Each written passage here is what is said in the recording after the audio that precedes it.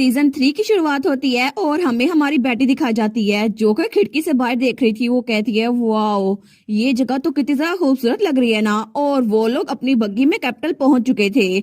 लेकिन तब वो सोचती है कितना लंबा अरसा हो गया ना जब से मैंने कैपिटल नहीं देखा। मुझे लगता है जब मैं 8 साल की थी ना तब भागी थी आंट परीना से। लेकिन अब तो पूरे 8 साल हो गए हैं। तो उसका डैड भी उसको बड़े प्यार से देख रहा था। लेकिन वो सोचती है उस वक्त तो मेरे पास कुछ भी नहीं था वहां से लेके आने के लिए, इसी वजह से मैं एक कैरेज के ऊपर खुद ही बैठ के आ गई थी। लेकिन इस वक्त मेरे पास मेरी फैमिली है, वो लोग जिनको मैं बहुत ज्यादा प्यार करती हूँ।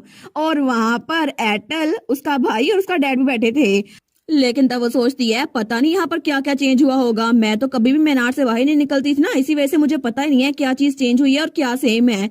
मुझे तो आंट पेरीना ने कभी घर से निकलने नहीं दिया था। लेकिन तब वो कहती है डैड, टाउन हाउस जाने से पहले क्या मैं उस मेहमान में जा सकती हूँ जहाँ पे मैं रहा करती थी। लेकिन तभी उसका भाई कारितूस वो कहता है कि यार तुमने वहां पर जाकर क्या करना है। वो कहती है मैं तो बस क्यूरियस थी कि जिस जगह मैंने अपना बचपन गुजारा है वो जगह कैसी दिखती है। और वैसे भी वो मीनार वो तो हाउस एसलान की डची में नहीं आ गया है ना। तो उसका डैड कहता है बिल्कुल, हमने कंपनसेशन के तौर पर उसकी फुल ओनरशिप ले ली थी। तो तब वो कहती है तो फिर हमें पहले उसको विजिट करना चाहिए है ना। मैं तो सच में उस जमीन के बारे में भूल चुकी हूँ, क्योंकि मैं तो डची ऑफ इस्लाम के बारे में बहुत ज्यादा फिक्र करने लगी थी। लेकिन मैं दोबारा यहाँ पे कभी आई नहीं। तो उसका भाई कहता है बुशी टेल, वेल बात ये है। तो वो कहती है क्या हुआ तुम्हें। वो कहता है मुझसे वादा करो चाहे तुम कुछ भी देखो तुम शौक नहीं होगी, ठीक है। वो कहती है क्या मतलब। लेकिन थोड़ी देर बाद जब वो लोग वहां पे पहुंचे थे ना तो वो जगह तो बिल्कुल तबाह बर्बाद हुई हुई थी। तो हमारून कहती है ओ माय गुडनेस, यहाँ पर हुआ क्या था, आखिर मीनार के साथ क्या हुआ है। और वहां पे पीछे सिर्फ खंडर ही बचे थे। वो कहती है क्या यहाँ पे कोई नेचुरल डिजास्टर आ गया था। तो उसका भाई कहता है एक्चुअली वो मैं था। हमारी बेटी कहती है क्या। तो कालितूस कहता है मैं ऐसी जगह को बिल्कुल आराम से नहीं छोड़ सकता था जहाँ पे तुम्हारी बुरी मेमोरीज हो, है ना। इसी वजह से मैंने इस जगह को तोड़ दिया। तो वहां पे कुछ लोग आए थे, वो कहते हैं ओ माई यहाँ पर हुआ क्या था। दूसरा कहता है तुमने सुना नहीं था, इसको डिस्ट्रॉय कर दिया गया था क्योंकि लेडी बैटी यहाँ रहा करती थी। इसी वजह से इस जगह को डिस्ट्रॉय कर दिया गया क्योंकि लेडी बैटी के साथ अच्छा सलूक नहीं होता था। तो तब पीछे से हमारा कालितूस कहता है देखा, इससे लोगों को पता चल रहा है कि कोई भी हमारे साथ पंगा लेने की कोशिश करे ना तो उसको छोड़ेंगे नहीं। तो हमारी बेटी सोचती है इसका मतलब है कि जब बचपन में वो कुछ दिनों के लिए कहीं गया था तो तब उसने कहा था कि मैं कुछ काम करके आया हूँ, मैं तुम्हें बाद में बताऊंगा। तो इसका मतलब था कि वो इसकी बात कर रहा था। लेकिन तब उसको तो बड़ा गुस्सा आया था अपने भाई पे। वो कहती है आखिर तुम इतनी अच्छी जमीन को कैसे खराब कर सकते हो, तुम्हें पता भी है कैपिटल में इसकी कीमत कितनी होगी। तो वो सोचता है लगता है जब भी पैसों की बात आती है ना बुशी टेल थोड़ा सेंसिटिव हो जाती है। लेकिन वो कहता है तुम्हें पता है ना कि मैं तुम्हें कितना ज्यादा प्यार करता हूँ और तुम्हारा भाई होने के नाते मैं ऐसी जगह को बिल्कुल नहीं छोड़ सकता जहाँ पे तुम्हारी बुरी मेमोरीज हो, है ना। और तब वो थोड़ा सा उदास होने की एक्टिंग कर रहा था। लेकिन हमारी कहती है काल, वो कहता है बुशी टेल क्या तुम समझ रही हो ना मैं तुम्हारे बारे में कितनी फिक्र करता हूँ। तो बेटी कहती है अपने चेहरे से ये लुक जरा हटा दो, फेक लग रही है। वो कहता है कि यार जब भी एटल ऐसा कुछ करता है तुम कहती हो वो बड़ा प्यारा लग रहा है, लेकिन जब मेरी बारी आती है तो तुम कह रही हो ये फेक है। आखिर तुम ऐसा कैसे कह सकती हो। तो हमारी बेटी एटल का बाजुबा करते हुए कहती है आखिर एटल ने ऐसी एक्टिंग कब की थी। तो एटल कहता है एग्जैक्टली तुम्हारा मसला क्या है काल। तो कालितूस कहता है देखो देखो अभी फिर से वो कर रहा है। वो कहती है कालितूस मैंने कितनी बार कहा है अपने दोस्त के साथ अच्छे से रहा करो।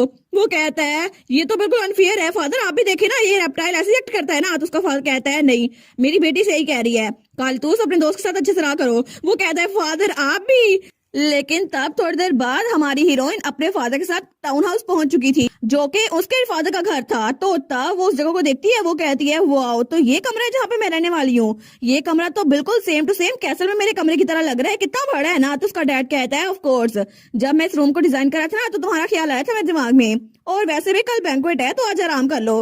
वो कहती है ठीक है मैं आपको डिनर पे बाद में मिलूंगी।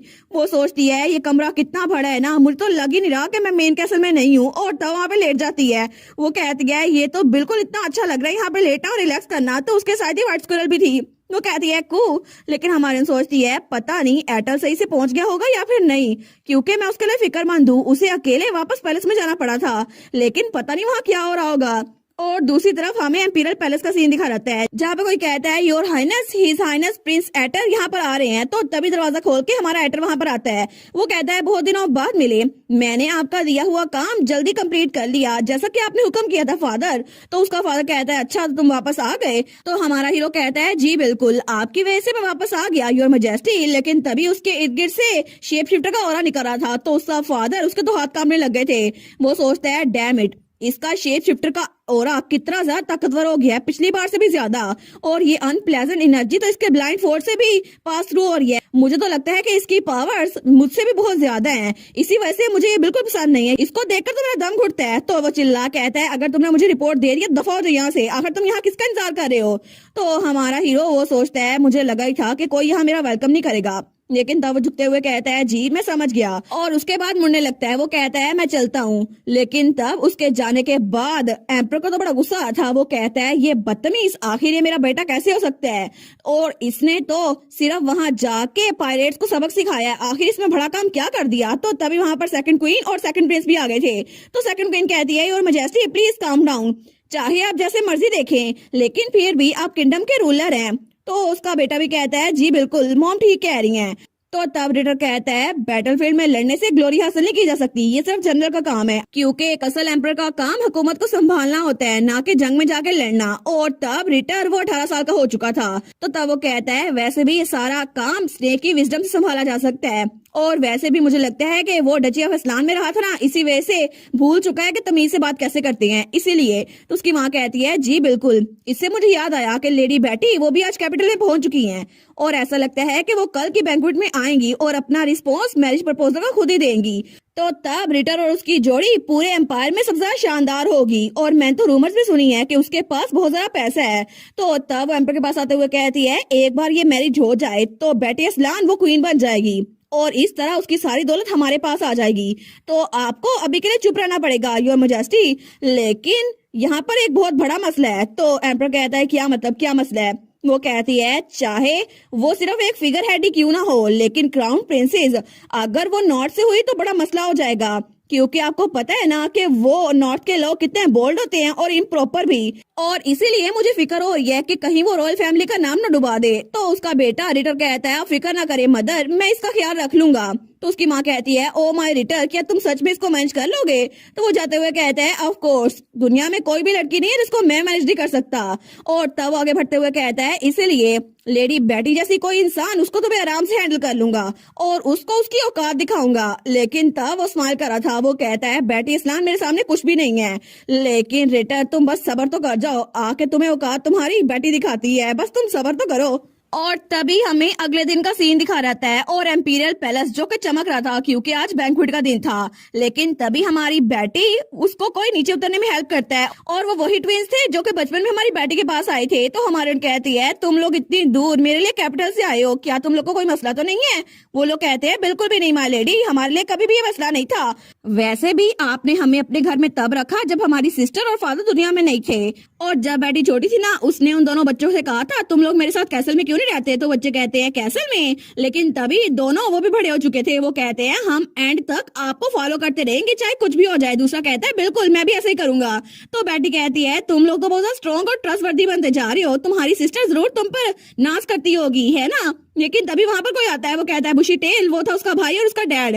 वो कहता है, क्या तुमने ज्यादा इंतजार किया। तो बेटी कहती है, नहीं नहीं, मेरी कैरेज अभी पहुंची है। तो उसका भाई कहता है, अच्छा, लेकिन इस दौरान किसी ने तुमसे फ्लर्ट तो नहीं किया। तो वो इधर उधर देखता है। तो हमारी बेटी कहती है, क्या हो गया, किस पे शक हो रहा है तुम्हें। वो कहता है, तुम इतनी प्यारी लग रही हो, ऑब्वियस है ना कि कोई भी तुम पे फ्लर्ट करने की कोशिश करे, इसी वजह से मैं थोड़ा परेशान हो रहा था। तो उसका डैड भी कहता है, बिल्कुल, यहाँ के लोग मेरी बेटी के इर्द गिर्द मंडलाते रहेंगे, इसी वजह से मेरी बेटी थोड़ा बच के रहना, और हम तुम्हारे साथ ही रहेंगे। वो कहती है, अच्छा बस कर दे, चले अंदर चलते हैं। तो वो दोनों बच्चे कहते हैं, ठीक है, आप अपना टाइम गुजारिएगा लेडी बेटी। लेकिन तब हमारी बेटी आगे जा रही थी। तो उसका भाई कहता है, बुशी टेल, तुम तो बड़ी जल्दी में लग रही हो, क्या तुम्हें बैंक्वेट एंजॉय करने का बड़ा दिल कर रहा है। वो कहती है, ऑफ कोर्स, और वो स्माइल करते हुए कहती है, क्योंकि आज का दिन है जब हम स्नेक को पकड़ेंगे।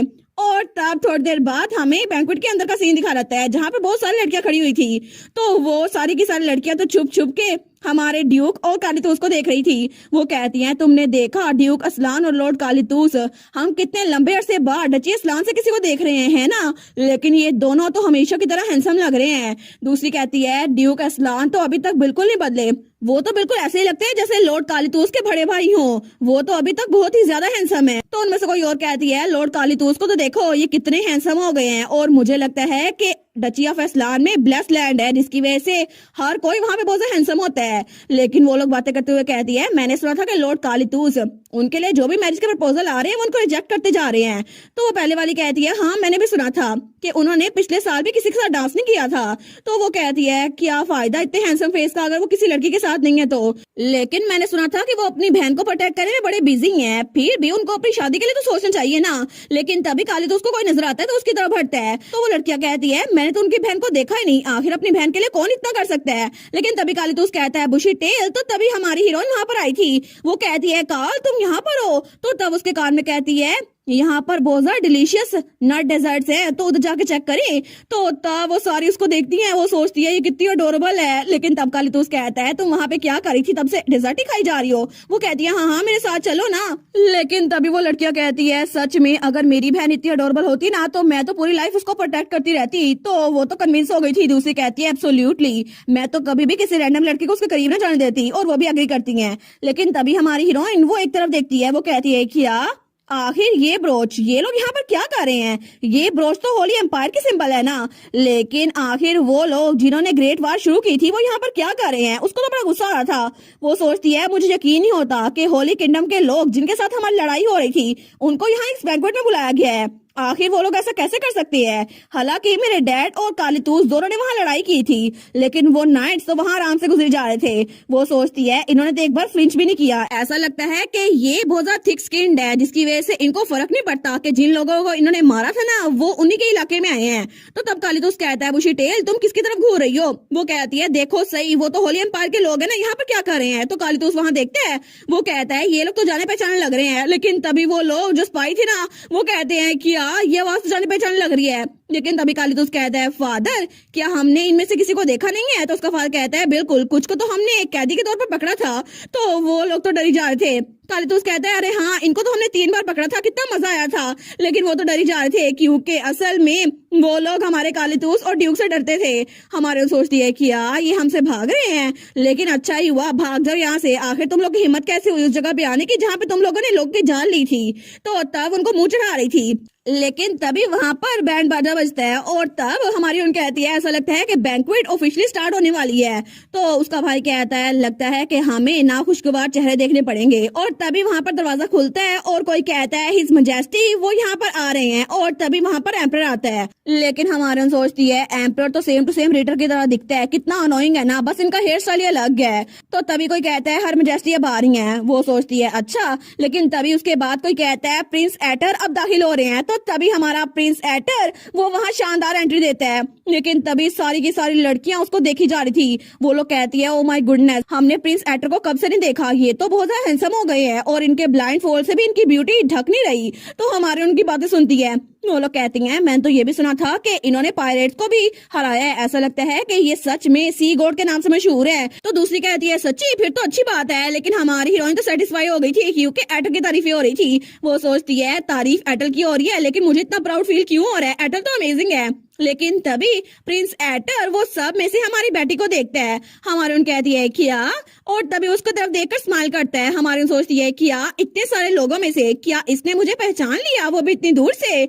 लेकिन तभी वो तो हमारे एडल की तरफ देखी जा रही थी। तो तभी कोई कहता है प्रिंस रिटर दाखिल हो रहे हैं। तो तभी वहां पर रिटर आता है। लेकिन वो सोचता है कि यार ये मेरी तरफ क्यों नहीं देख रही जब मैं यहाँ पर आ रहा हूँ। लेकिन तब वो सोचता है लगता है कि ये मुझसे नजरें नहीं मिलाना चाहती, शर्मा रही होगी है ना। लेकिन फिर भी एक नॉर्दर्न के तौर पर ये कुछ भी नहीं कर सकती। तो तभी वहां पर हमारी बेटी तो एटल के पास गई थी और उसने ड्यूक और अपने भाई को दूर खड़ा किया था कि यहाँ पे ना आना। लेकिन तब वो कहती है एटल तुम तो जब एंट्रेंस दे रहे थे ना बड़े अमेजिंग थे। वो कहता है सच में। वो कहती है बिल्कुल तुम्हारा ड्रेसअप होके आना कितना अच्छा लग रहा है ना, तुम तो बेस्ट हो। वो कहता है सच में, लेकिन तुम जब शाइन करती हो ना बिल्कुल स्टार की तरह तब ज्यादा बेस्ट लगती हो। और वो लोग तारीफें किए जा रहे थे एक दूसरे की। वो कहती है सच्ची मैं। वो कहता है बिल्कुल तुम तो आज अलग से ग्लो कर रही हो। लेकिन तभी वहां पर कोई आता है। वो कहता है एटर मुझे माफ करना लेकिन क्या मैं लेडी बैट से थोड़ी देर के लिए बात कर सकता हूँ। और वो था रिटर। हमारी सोचती है देखो फिर से आ गया ये रिटर। वो कहता है हम पहले मिल चुके हैं है ना, लेकिन फिर भी ये हमारी पहली फॉर्मल मीटिंग है ना, तो हम एक दूसरे से बात करनी चाहिए। और वैसे भी आप मेरी मैरिज प्रपोजल का जवाब बाद में दे सकती हैं। तो पीछे वाली लड़कियां कहती है मैरिज प्रपोजल। दूसरी कहती है तुम्हें पता नहीं था हिज हाइनेस ने रिसेंटली पब्लिकली इनको प्रपोज किया है। दूसरी कहती है सच में मुझे नहीं पता था। लेकिन वो लोग कहती हैं सच में वो इतनी दूर कैपिटल यहाँ आई हैं, मुझे लगता है कि उनकी एंगेजमेंट तो प्रैक्टिकली कंफर्म है। तो रिटर सोचता है देखा ऑफ कोर्स कौन ही लड़की होगी पूरी दुनिया में जो मुझे मना करेगी, मैं एक प्रिंस हूँ। तो तभी हमारी बेटी कहती है मैंने सोचा था ये अच्छा होगा अगर मैं आपके सामने आकर आपको जवाब दूं, इसी वजह से मैं यहाँ पर खुद आई हूँ। तो तब उसका हाथ पकड़ने लगता है, वो कहता है सच में, फिर तो मैं आपकी सोच को अप्रिशिएट करता हूँ। तो आपका जवाब तो ऑब्वियसली, लेकिन तभी हमारी हीरोइन उसका हाथ झटक देती है। वो कहता है क्या? वो तो बिल्कुल हैरान रह गया था। तो हमारी हीरोइन कहती है आखिर तुम किस फैंटेसी में जी रहे हो? मेरा जवाब ना है, क्या तुम्हें समझ आ रही है? मैं तुम्हें यहाँ मना करने के लिए आई हूँ। तो रिटर तो बिल्कुल हैरान रह गया था, लेकिन इर्द गिर्द के लोग बातें किए जा रहे थे। तो रिटर कहता है क्या तुमने नहीं बोला? वो सोचती है बिल्कुल ठीक, एक पब्लिक प्रपोजल का जवाब एक पब्लिक रिजेक्शन ही होना चाहिए। और इसे क्या लगा था कि मैं यहाँ आकर हाई सोसाइटी में इससे बात नहीं करूंगी, मैं इसको मना नहीं कर पाऊंगी? ऐसा कुछ भी नहीं है। और तुम्हारे लिए तो बहुत ज्यादा बुरा हुआ क्योंकि तुमने मुझे कोई इंसान नहीं समझा था, तुमने मुझे कोई चीज समझा था जिसको तुमने अपनी रेपुटेशन बनाने के लिए अपने नाम करना चाहा। लेकिन तभी पीछे से बहुत सारे लोग बातें कर रहे थे, क्या इनको अभी रिजेक्ट कर दिया गया है प्रिंस रिटर को? लेकिन ऐसा कैसे हो सकता है? ऐसा लगता है कि इनमें कोई कमी होगी। लेकिन तब रिटर बेचारा वो तो बड़ा एम्बेरस हो रहा था। तो तब वो सोचता है आखिर ये लोग बात क्या कर रहे हैं, मैं इन लोग की जुबानें ना कटवा दूं। लेकिन तब वो अपने दांत पीसते हुए सोचता है नहीं, मुझे अपने आप को कंट्रोल करना होगा। अगर मैंने यहाँ पे गुस्सा दिखाया तो सबको लगेगा मैं पिठैती को हूँ। लेकिन तभी हमारी बेटी कहती है अरे आपके दांत, क्या आप ठीक है? वो कह रहा है क्या? वो कहती है आपको याद है ना जब आप छोटे थे तो मैंने आपके मुंह पे मुक्का मारा था जिसकी वजह से आपका एक दांत टूट गया था।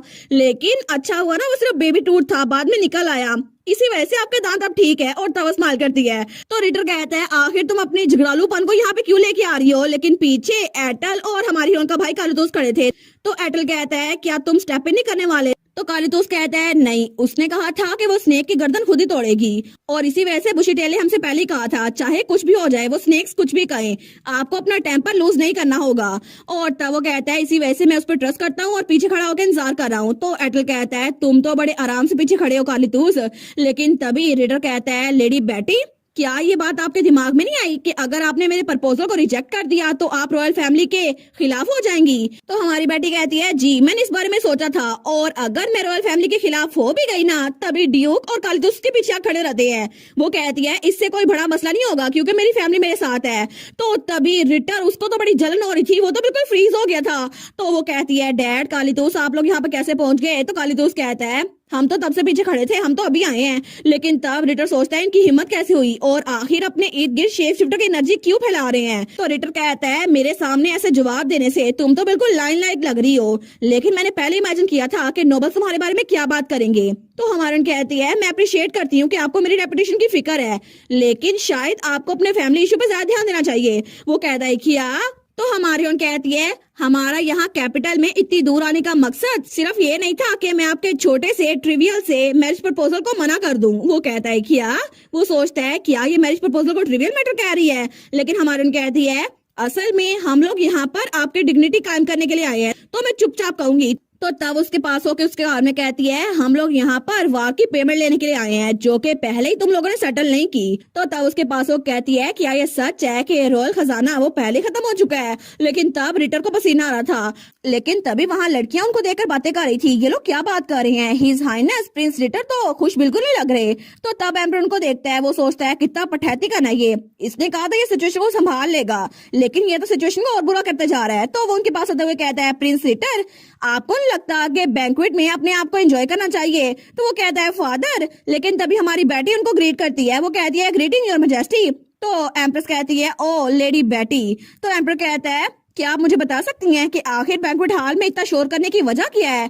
तो हमारे उन कहती है मुझे माफ कीजिएगा, लेकिन मुझे लगता है कि ये इस वजह से है क्योंकि मैंने आपके बेटे का प्रपोजल रिजेक्ट कर दिया है। तो एम्प्रेस वहां बिल्कुल खामोश खड़ी थी। लेकिन एम्पर कहता है अच्छा लेडी बेटी आपको लगता है ये ज्यादा जल्दबाजी में किया आपने फैसला, क्योंकि आपको लगता कि शादी के बाद आप उनको समझ सकती हैं और इस तरह टाइम के साथ साथ आपको उनसे प्यार हो जाएगा, तो आपको रिकंसिडर करना चाहिए। और क्या यहाँ पर इतना शोर करने की वजह बस यही थी? तो बेटी कहती है जी नहीं, असल में यहाँ पर हम सिर्फ रॉयल फैमिली की डिग्निटी को कायम करने के लिए आए थे, इसी वजह से आराम से बता रहे थे।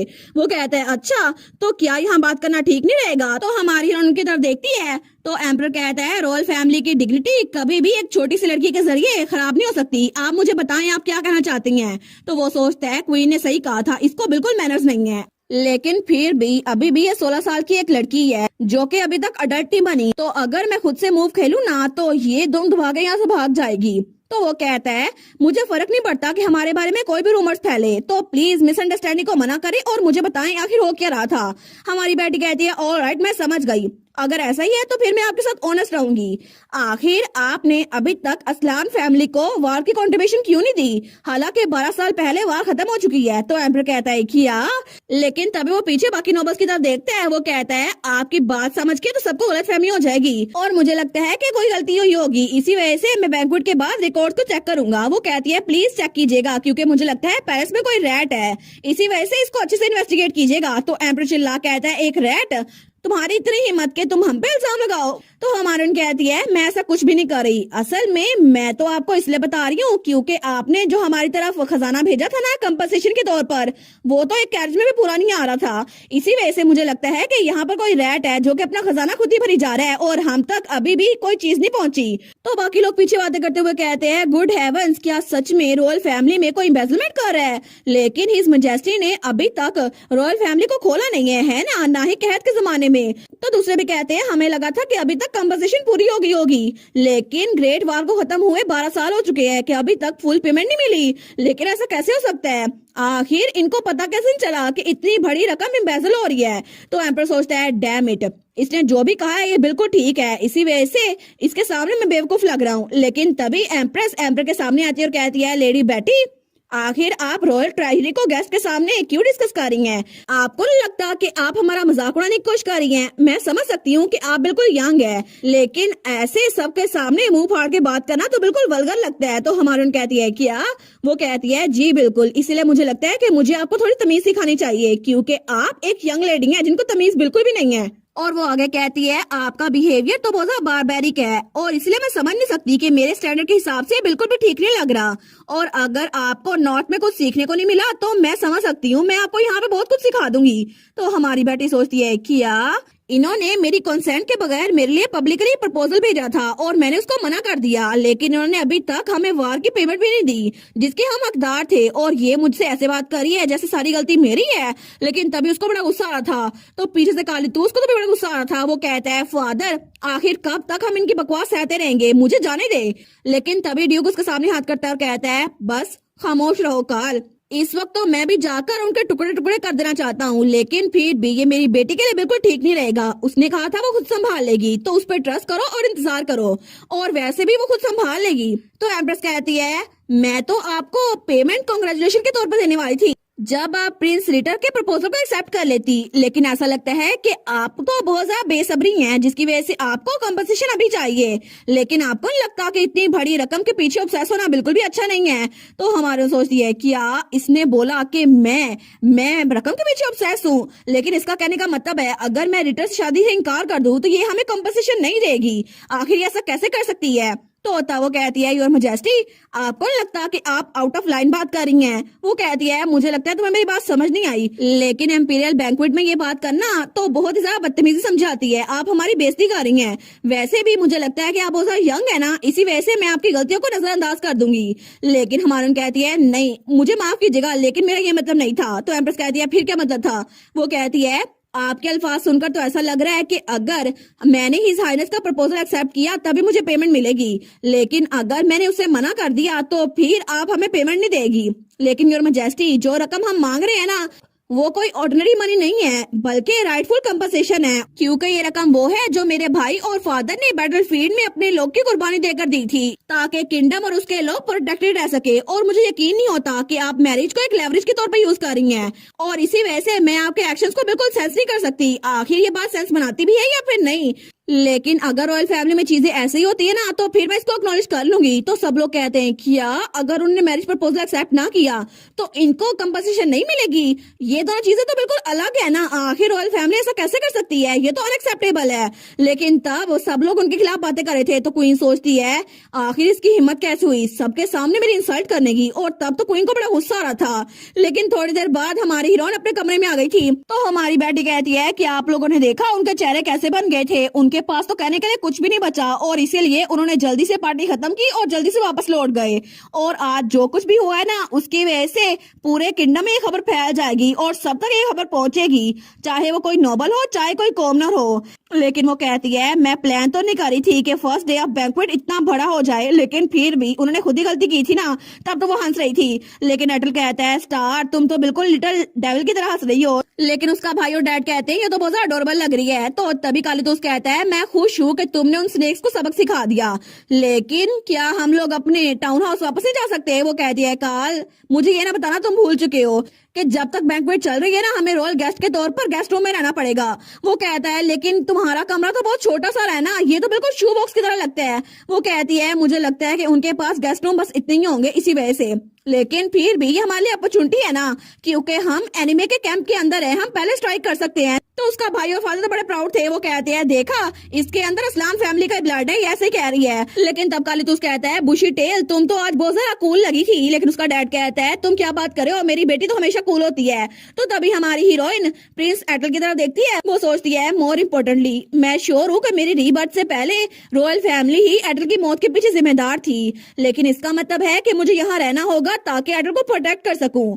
तो तब वो कहती है ठीक है अब कल एक और बैंक्वेट है ना, तो हम लोग अपने अपने कमरों में जाते हैं ना, रेस्ट करते हैं। वो कहता है ठीक है तो तुम भी थोड़ा रेस्ट कर लो। और तब एटल कहता है स्टार मैं कल तुम्हें पूरे के पूरे पैलेस का टूर दूंगा, ठीक है? वो कहती है सच में? वो कहता है बिल्कुल, मैं तुम्हें एक जगह दिखाना चाहता हूँ। वो कहती है सच्ची? वो किस तरह की जगह है? लेकिन पीछे कालीतूस और ड्यूक को तो गुस्सा आ रहा था। तो कालीतूस कहता है एक टूर, आखिर तुम क्या करने की कोशिश कर रहे हो? और तब उसका कॉलर पकड़ लेता है। तो एटल कहता है रॉयल फैमिली के एक मेंबर के तौर पर ये मेरी ड्यूटी है कि एक लेडी को सोशल इवेंट के दौरान पूरा पैलेस दिखाऊं। वो सोचती है क्या एक लेडी को सोशल इवेंट के दौरान? एक मिनट, कहीं इसका ये मतलब तो नहीं कि ये पर्सनली मुझे लेके जाना चाहता है? तो इसका मतलब ये तो बिल्कुल एक डेट होगी ना। वो तो ब्लश करने लग गई थी। तो बेटी सोचती है ऐसा सब कुछ तो नर्वस में होता है जब शादी की बात हो रही हो, लेकिन फिर भी एटल और मैं वो तो मुझे दोस्त समझता है ना, तो फिर भी। तो पीछे से कालीतूस फर्स्ट प्रिंस को हिलाई जा रहा था। वो कहता है बस बहुत हो गया, इससे बड़ा कोई एक्सक्यूज नहीं है तुम्हारे पास। तो तब वो कहता है ओए रेप्टाइल तुम तो बिल्कुल कनिंग फोक्स हो, है ना? मुझे पता था कि तुम बहुत ज्यादा स्नीकी हो। और तब तो उसका कॉलर छोड़ते हुए कहता है तुम तो अपनी बात से बड़ी जल्दी मुकर रहे हो। तो एटल कहता है क्या मतलब? तो कालीतूस कहता है क्या तुम अब ऐसे एक्ट कर रहे हो जैसे तुम्हें याद नहीं है, या फिर मैं तुम्हें याद दिला दूं? तुमने बचपन में कहा नहीं था कि बुशी टेल बिल्कुल तुम्हारी बहनों की तरह है? तो एटल कहता है क्या मैंने कहा था?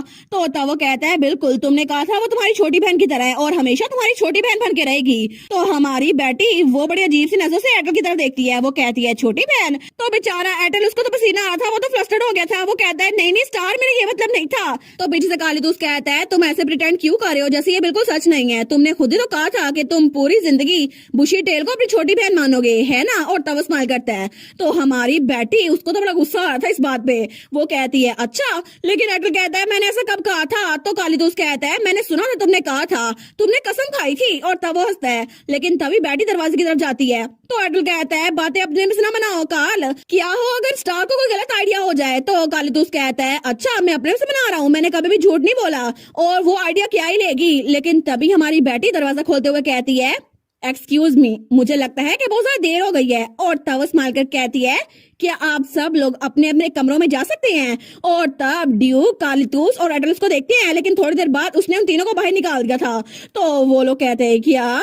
लेकिन तभी कालीतूस कहता है देखा वो स्माइल कर रही थी लेकिन कितनी खतरनाक लग रही थी। तो ड्यूक कहता है मैंने कभी अपनी बेटी को ऐसे नहीं देखा।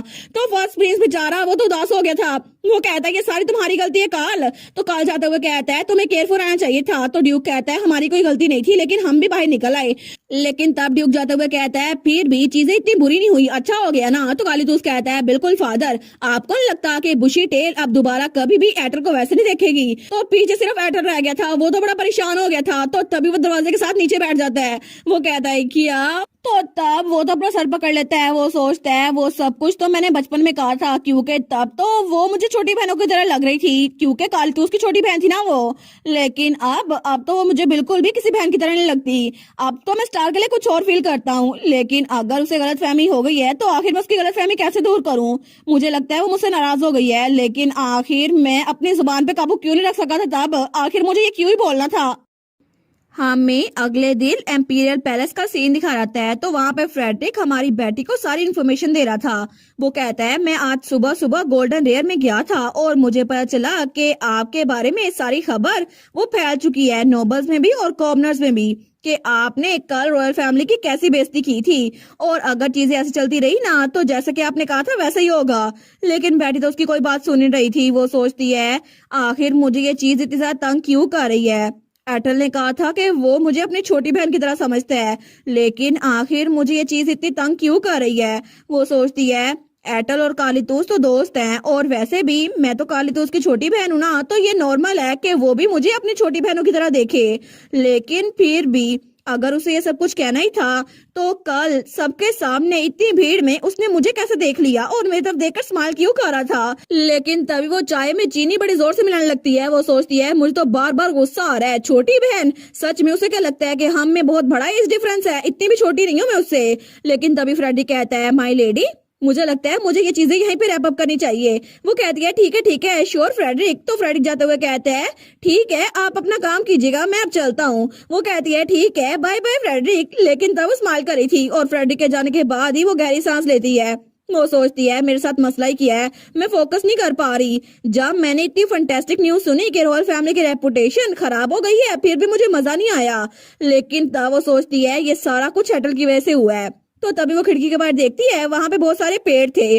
वो सोचती है मे भी मुझे वॉक के लिए जाना चाहिए और तभी वो अपनी स्क्विरल फॉर्म में आ गई थी और तब एक पेड़ के ऊपर बैठी थी। वो सोचती है चलो फ्रेश एयर में सांस लेना तो बड़ा अच्छा लग रहा है, लेकिन अगर मुझे पहले पता होता ना कि बाहर आके इतना अच्छा लगेगा तो मैं पहले ही आ जाती। तो तभी वो देखती है तो उसके ऊपर से एक ईगल उड़ के जा रहा था। वो कहती है क्या क्या ये एक ईगल है? लेकिन एक ईगल सिटी के दरमियान क्या कर रहा है? क्या इसको ग्रासलैंड या माउंटेन पे नहीं होना चाहिए था? और इसके अलावा ये जिस जगह की तरफ बढ़ रहा है वो तो किंग का पैलेस है ना, लेकिन आखिर वहां पर ये क्यों जा रहा है? तो तभी हमें किंग का कमरा दिखा रहता है जहां पे वो दीवार में अपना हाथ मारता है और कहता है डैम इट, आखिर उसकी हिम्मत कैसे हुई इतने सारे लोगों के सामने मेरी बेइज्जती करने की। वो अपने आप को समझती क्या है? मैं कभी भी उन असलांस को माफ नहीं करूंगा और मुझे तो उनको यहाँ इनवाइट करना नहीं चाहिए था। मुझे पता है कि वो बिल्कुल अनकल्चर्ड हैं, लेकिन मेरी बैंक्वेट में आकर मेरी बेइज्जती करने की उसकी हिम्मत कैसे हुई? और उसका फादर और भाई भी उसके साथ ही थे। लेकिन तब वो सोचता है ज्यादा वक्त नहीं है, जब वो पावर मेरे हाथ में आ जाएगी फाइनली वो मेरी होगी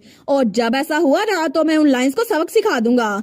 लेकिन तभी वो ईगल उसकी खिड़की में आता है तो तब वहां पर देखता है, वो कहता है क्या आखिर ये कैसा आउटरेजियस बिहेवियर है? तुम्हारी हिम्मत कैसे हुई बिना नोटिस दिए यहाँ पर आने की? किंग के इनवॉय, तुम्हें क्या लगता है ये कोई मजाक चल रहा है? और वहां पे वही ईगल था जो पिछली बार वहां पर आया था, जो कि होली पॉप के साथ मिला हुआ था। लेकिन तब एम्पर कहता है आखिर तुम यहाँ पर करने के आए हो? वो कहता है मैं यहाँ पर हिज होलीनेस का मैसेज डिलीवर करने के लिए आया हूँ और आपने पहले जो शिपमेंट भेजी थी ना हमें वो थोड़ी सी मिली है, लेकिन हम उम्मीद करते हैं कि बाकी की चीजें भी आप जल्दी डिलीवर कर देंगे अगर आपको अपनी चीज चाहिए तो एम्पर कहता है बाकी की चीजें? क्या तुम मेरा मजाक उड़ा रहे हो? क्या तुम कह रहे हो कि मैं जल्दी करूं यानी कि किंगडम के रूलर को?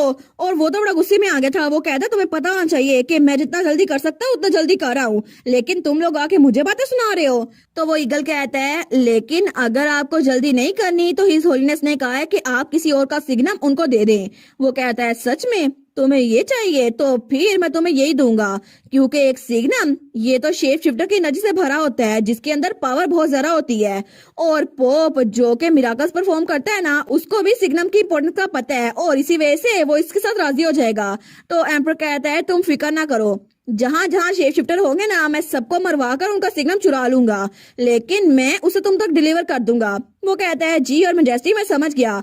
तो एम्पर कहता है ठीक है अगर तुम्हारी बात खत्म हो गई हो तो तुम जा सकते हो। तो तभी वो ईगल वहां से उठता है और बाहर निकलता है। लेकिन तभी एम्पर जाते हुए कहता है अच्छा हुआ जल्दी वो मिराकल्स मेरे पास होंगे जिसको मैं भी कर सकता हूँ। लेकिन तभी वहां खिड़की में कोई बैठा हुआ था, वो थी हमारी बेटी जिसने छुप कर उन सबकी बातें सुन ली थी। लेकिन थोड़ी देर बाद ही वो वहां से भाग रही थी। तो हमारे सोचती है अच्छा तो ये वजह थी कि रॉयल बैंक्वेट में वो होली एम्पायर का डेलीगेशन आया था। इसका मतलब है कि एम्पर दुश्मन के साथ मिला हुआ है और मुझे इस बारे में कुछ भी नहीं पता था, ना ही हमारे लोगों को। तो इसका मतलब है कि होली एम्पायर ने जानबूझ के यहाँ पे हमला किया था ताकि वापसी में एम्पर को मिराकल्स दे सके। लेकिन पता नहीं वो क्या चीज है। वो तो जल्दी से भाग रही थी कि मैं जाकर डैड को बताती हूँ। लेकिन तभी आगे जब वो भाग रही थी ना तो आगे एटल खड़ा था। वो कहती है क्या और तभी वो गलती से एटल से टकराती है एटल कहता है क्या तुम ठीक तो हो ना स्टार, तुम्हें चोट तो नहीं लगी? तो वो ब्लश करने लग गई थी। वो सोचती है मेरा दिल तो बहुत ज्यादा धड़क रहा है, लेकिन तभी उसे उसकी बात याद आती है स्टार तो बिल्कुल मेरी छोटी बहनों की तरह है। तो तब वो सोचती है अच्छा, तो वो पीछे होते हुए कहती है मुझे माफ कीजिएगा, मुझे केयरफुल रहना चाहिए था, बिल्कुल एक अच्छी छोटी बहन की तरह। वो कहता है स्टार, लेकिन तब वो पीछे होने लगती है। वो कहता है क्या तुम अभी भी मुझसे गुस्सा हो? मैं कसम खाता हूँ मेरा ये मतलब नहीं था, मैं सच में सो रही हूँ। और तभी वो थोड़ा सा उदास हो गया था। लेकिन हमारे सोचती है ये तो क्यूट लग रहा है, ये फिर से अपना हैंडसम कार्ड बिना वार्निंग के चला रहा है, ये कितना अनफेयर है ना। लेकिन वो मुंह पीछे करते हुए सोचती है मुझे पोकर फेस रखना चाहिए, मैं इसकी बातों में नहीं आऊंगी। तो तब हमारा हीरो कहता है स्टार क्या तुम थोड़ी देर के लिए मेरे साथ चल सकती हो? हमारन कहती है लेकिन क्यों? तो तब तो वो गुस्सा दिखा रही थी, लेकिन अटल कहता है मुझे तुम्हें पेरिस में एक जगह दिखानी थी जैसा कि मैंने कल कहा था। वो सोचती है सच में? तो तब उसके साथ बाहर आ गई थी, लेकिन जब उसको बाहर लेकर आया था ना तो वहां पे बहुत सारे पेड़ थे। वो कहता है ये पैलेस में वही गार्डन है जो मैं तुम्हें दिखाना चाहता था। हमारन कहती है क्या सच्ची? लेकिन ये तो हेजलनट का ट्री नहीं है, ये तो वॉलनट का ट्री है, और ये चेस्टनट का ट्री। यहाँ पे तो सारे नट ट्रीज हैं, मुझे तो बहुत ज्यादा मजे के लग रहे हैं। लेकिन तब वो कहती है एटल, तो हमारा हीरो सोचता है क्या मैंने ये बात ऑब्वियस कर दी? लेकिन वो कहती है मुझे कोई आइडिया नहीं था कि तुम्हें नट्स इतने सारा पसंद है। वो कहता है क्या?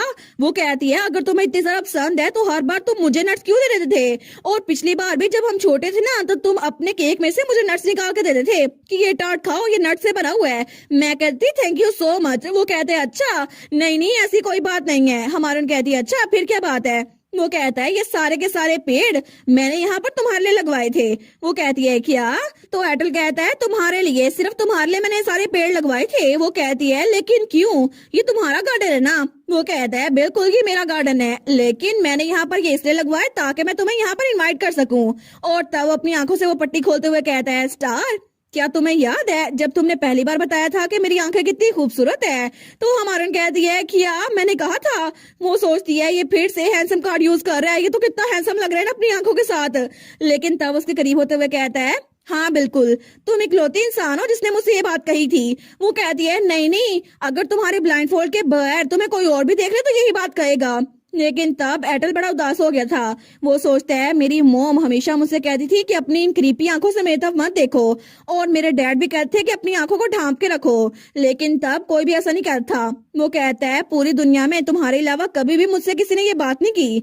और तब वो अपनी पट्टी नीचे फेंकते हुए कहता है यही वजह थी कि जब मैं तुमसे पहली बार मिला ना तो मैं तब से तुम्हें एक छोटी बहन की तरह बिल्कुल नहीं देख रहा था, बैटी एल एस्लान। और तब उसका चेहरा पकड़ता है और उसके करीब होता है। वो कहता है क्योंकि जब से मैं तुमसे पहली बार मिला मैं हमेशा तुम्हें स्टार कहता था, लेकिन तुम्हें ये बात पता है ना? और तब उसके करीब होता है और उसके गाल पे किस करते हुए कहता है इसी वजह से मैं कभी भी तुम्हें अपनी छोटी बहन नहीं मान सकता। तो हमारी बेटी तो बहुत ज्यादा ब्लश करने लग गई थी। वो कहती है क्या? वो बेचारी तो कुछ बोल ही नहीं पाती। लेकिन तब हमारा एटल थोड़ा सा पीछे होता है और स्माइल करता है। वो सोचती है ये क्या था, ये तो बिल्कुल डिफरेंट फील हो रहा था। जब बचपन में मैंने इसके गाल पे किस किया था ना तब तो मैंने इससे इसकी पावर लेनी थी, लेकिन अभी भी मैं इसकी शेप शिफ्टर की एनर्जी को रिसीव कर सकती हूँ। लेकिन फिर भी आखिर इसने ऐसा क्यों किया? तो तब हमारा एटल कहता है तुम्हें क्या लगता है क्या मेरी बात तुम तक पहुंच चुकी है? तो हमारी बेटी का दिल तो बहुत ज्यादा धड़क रहा था। तो तब उसके करीब होते हुए कहते हैं अगर तुम्हें मेरी थोड़ी सी भी बात समझ आ गई है ना तो क्या अगली बार तुम मुझे थोड़ा करीब होने की इजाजत दोगी? और तब उसके बहुत जरा पास था, लेकिन बेटी बेचारी उसकी तो टेल और उसके कान भी निकल आए थे। वो तो बहुत ज्यादा ब्लश करने लग गई थी। तो वो कहती है एटल मैं असल में डैड से मिलने के लिए जा रही थी, और जल्दी से वहां से भागने लगती है। वो कहती है मुझे जाना होगा। वो तो बड़ी ऑकवर्ड हो गई थी, लेकिन तब वहां से भागते हुए कहती है हम अपनी बात को बाद में जारी रखेंगे जब हमें मौका मिला। तो तब हमारा एटल उसको जाते हुए देखता है। वो सोचता है लगता है कि इसने फिर से गुड बाय नहीं बोला और चली गई। लगता है कि ये तो सच में टोटल स्क्विरल बन के रहेगी। और बेटी बेचारी तो बड़ी तेज से भाग रही थी, लेकिन थोड़ी देर बाद वो अपने फादर और भाई के पास आई थी और उसने उनको किंग के बारे में सब कुछ बता दिया था। तो उसका भाई कहता है क्या? तो उसका फादर भी कहता है किंग सच में वो होली एम्पायर के साथ मिला हुआ है? तो बेटी कहती है बिल्कुल, मैंने खुद से उनको उनके कमरे में देखा था। वो ईगल असल में एक शेप शिफ्टर था जो कि होली एम्पायर ने भेजा था, और मैं उनकी पूरी बात तो नहीं सुन पाई, लेकिन जहां तक मुझे पता चला है ना तो वो सिग्नम बेचते हैं ताकि लोगों की एनर्जी ले सके और उसके बदले में उनको कोई मिराकल्स की पावर मिलेगी। लेकिन जिस तरह वो बात कर रहे थे ना उसको देखकर लगता है कि वो पहली बार इकट्ठे नहीं मिल रहे। ऐसा लगता है कि बहुत लंबे अरसे एक दूसरे के कांटेक्ट में हो। तो कालीतूस कहता है पावर ऑफ मिराकल्स, मैं श्योर नहीं हूँ ये क्या चीज है, लेकिन फिर भी कोई तरीका नहीं हो सकता कि किंग किसी स्नेक शिफ्टर का सिग्नल पोप को दे जाए। तो इसका साफ साफ मतलब है कि वो हमारे पीछे है। बुशी टेल, मैं तुम्हें हमेशा प्रोटेक्ट करूंगा, लेकिन फिर भी तुम्हें किंगडम के लोगों से बच के रहना पड़ेगा। तो हमारे सोचती है मैं समझ सकती हूँ कि लाइन शिफ्टर का सिग्नल कितना इंपॉर्टेंट है, लेकिन फिर भी आखिर वो स्क्विरल शिफ्टर के सिग्नल के पीछे क्यों है? क्योंकि कालीतूस ने जैसे कहा, आखिर कॉशियस रहने में क्या ही बुराई है। और वैसे भी मेरी पुरानी लाइफ में मुझसे रिटर पहले मेरा सिग्नल चुरा चुका था, इसी वजह से मुझे अब केयरफुल रहना पड़ेगा, क्योंकि मुझे तो डर भी लग रहा है अगर वो दोबारा से मेरे साथ वही करे जो मुझसे पहले किया था तो फिर। तो उसका भाई कहता है पावर ऑफ मिराकल्स तो इतना बड़ा इशू नहीं लग रहा है ना फादर? तो उसका फादर कहता है बिल्कुल काल, क्योंकि अभी के लिए बड़ा मसला ये है कि रॉयल फैमिली दुश्मन के साथ मिली हुई है, और रॉयल फैमिली का इकलौता मकसद तो अपनी आवाम की फिक्र करना होना था, लेकिन इस वक्त वो दुश्मन के साथ मिले हुए हैं ताकि उनको ताकत मिल जाए। लेकिन होली एम्पायर और एस्टम किंगडम ये तो शुरू से लेकर अब तक जंग के माहौल में है, लेकिन एक किंगडम और एक एम्पायर आपस में हमेशा लड़ते आ रहे हैं और इनके सोल्जर्स एक दूसरे को सेक्रीफाइस करते आ रहे हैं। लेकिन अगर किंग ने एनिमी नेशन के होली पोप के साथ हाथ मिला लिया है तो इसका मतलब है ये तो अनएक्सेप्टेबल है। तो वो खड़ा होते हुए कहता है अगर ऐसे चलता रहा ना तो बाकी नोबल्स को भी पता होना चाहिए और हम आगे बढ़ेंगे और रॉयल पैलेस पे हमला करेंगे और इस तरह हम बगावत शुरू कर देंगे। तो उसका भाई भी कहता है बिल्कुल, एस्टम किंगडम के नोबल्स को मिलाकर जो यहाँ बैंक्वेट में आए हैं ना, टाइमिंग तो और परफेक्ट हो नहीं सकती। लेकिन हमारा कह दिया है डैड रुकें, आपको नहीं लगता कि रिबेलियन कुछ ज्यादा हो जाएगी और इसके लिए बहुत सारे पैसे चाहिए होंगे? तो ड्यूक कहता है क्या? तो हमारा कहती है अगर कोई रेगुलर बैटल भी होती है ना उसके लिए भी बहुत सारे पैसे चाहिए होते हैं और इतने बड़े पैमाने पे ये ऑपरेशन करने की वजह से बहुत सारा खर्चा आएगा, लेकिन बहुत सारी नोबल फैमिलीज यहाँ पे जमा है, तो क्या पता वो हमें धोखा दे दें और किंग के साथ मिल जाएं क्योंकि किंग ज्यादा अमीर है। तो ड्यूक कहता है तुम्हारी बात पॉइंट तो बना रही है, लेकिन अगर ऐसा ही हुआ तो हमारी फौज काफी है, हम अभी जाकर उन पे हमला कर देते हैं। लेकिन हमारी कहती है डैड मैंने आपको पहले ही बताया था, मुझे इस बात से नफरत है कि कोई हमें ट्रेटर कहे, इसी वजह से मैं चाहती हूँ कि बगावत हमारा आखिरी वार हो। तो उसका फादर कहता है ठीक है। वो सोचता है मेरी बेटी को मेरे बारे में फिक्र हो रही है, लेकिन उसका भाई कहता है तो हम आखिर क्या करने वाले हैं? आखिर किंग जो कि होली एम्पायर के साथ मिला हुआ है उसको हम कैसे रोकेंगे? हमारी उन कहती है सबसे बड़े विक्टिम वो किंगडम के लोग हैं, क्योंकि किंग की रिस्पॉन्सिबिलिटी होती है अपने लोग की देखभाल करना, लेकिन उन्होंने ऐसा कुछ भी नहीं किया और अपने लोगों के साथ धोखा कर रहे हैं। तो मुझे लगता है कि हर सिटीजन की ये बात जानने का हक होना चाहिए कि उनका किंग कर क्या रहा है। तो उसका भाई और फादर उसकी तरफ देखते हैं, वो कहते हैं अच्छा लेकिन तुम ऐसा कैसे करोगी? तो हमारे उन कहती है अगर सिटीजन्स को अपना हक पता चल गया तो किंग को हम नीचे उतार के रहेंगे, और अगर ऐसा हो गया ना तो हमें खुद से कुछ करने की जरूरत नहीं है क्योंकि लोग ही काफी होंगे। और इसके अलावा अगर लोग को पता चल गया कि किंग करता क्या फिर रहा है और उनको ही धोखा दे रहा है तो फिर सब लोग उनसे नफरत करेंगे, और इस तरह एटल वो भी फर्स्ट प्रिंस है तो वो भी क्राउन प्रिंस बनकर एम्परर बन सकते हैं। इस तरह रिटर के पास भी कोई मौका नहीं होगा कि वो एम्परर बन जाए। तो हमारे पास विन विन के चांसेस है और हमें इसको जाया नहीं करना चाहिए। हमें हमारी बेटी दिखाई जाती है जो कि बाजार में से गुजर रही थी और उसने डिस्गाइज किया हुआ था, लेकिन तब वो सोचती है फ्रेडिंग ने जिस बारे में बताया था ना मैं उसको ही देखने आई हूँ, क्योंकि मैं कैपिटल इतनी दूर आई हूँ तो अंडरकवर मिशन किए बगैर नहीं जाऊंगी। और तब उसके साथ व्हाइट स्क्विरल भी थी। वो सोचती है मुझे सबसे पहले सिचुएशन को अंडरस्टैंड करना होगा, क्योंकि फ्रेडिंग ने जो मुझे बताया ना उसके हिसाब से रॉयल का पॉइंट ऑफ व्यू तो क्लियर है, लेकिन अभी तक मुझे कॉमनर्स के बारे में कंफर्म नहीं है। और जहां तक एनिमी नेशन के साथ किंग की अलायंस की बात आती है ना तो ये बड़ा टची सब्जेक्ट है और मुझे इसके लिए पब्लिक सेंटिमेंट को देखना होगा इससे पहले कि मैं रूमर्स फैलाऊं। लेकिन तभी वो पहुंच चुकी थी उस होटल में जो कि कॉमनर्स का था और वहां पे बहुत सारे लोग खाना खा रहे थे। तो वेट्रेस कहती है वेलकम। तो वो सोचती है मैं उस जगह पर आई हूँ जो कि कॉमनर्स में बहुत ही ज्यादा फेमस है, लेकिन तभी उसके साथ वाले टेबल पर दो लोग बैठे हुए थे। तो उनमें से एक कहता है तुमने ये खबर सुनी? दूसरा कहता है हाँ मैंने भी सुना था, सेकंड प्रिंस को ड्यूक एस्लान की बेटी ने रिजेक्ट कर दिया। तो हमारी हीरोइन थोड़ी सी फ्लिंच होती है, वो सोचती है मेरी बात कर रहे हैं, लेकिन वो लोग कहते हैं जरूर सेकंड प्रिंस ने कुछ किया होगा जिसकी वजह से लेडी बेटी ने उनको सबके सामने इनकार किया। तो हमारे सोचती है इनका पर्सपेक्टिव कितना अच्छा है ना, इनको पता है कि मैंने किसी ना किसी वजह की वजह से इनकार किया था। लेकिन तब वो कहता है मेरा दूर का कजन वहाँ पे काम करता है और उसने उनकी बातें सुनी थी। असल में रॉयल फैमिली ने अभी तक ड्यूक को वार की कंट्रीब्यूशन नहीं दी और इसी वजह से उनको रिजेक्ट किया गया था। तो वो लोग कहते हैं सच में, हालांकि उनके पास इतना जरा खजाना है लेकिन उन्होंने कोई भी चीज पूरी नहीं की, ना ही उन्होंने कहत में सिटीजन्स की हेल्प की थी। तो दूसरा कहता है क्या पता खजाना सच में खाली हो गया हो, लेकिन जितनी वो पार्टीज करते हैं ना ऐसा लगता तो नहीं।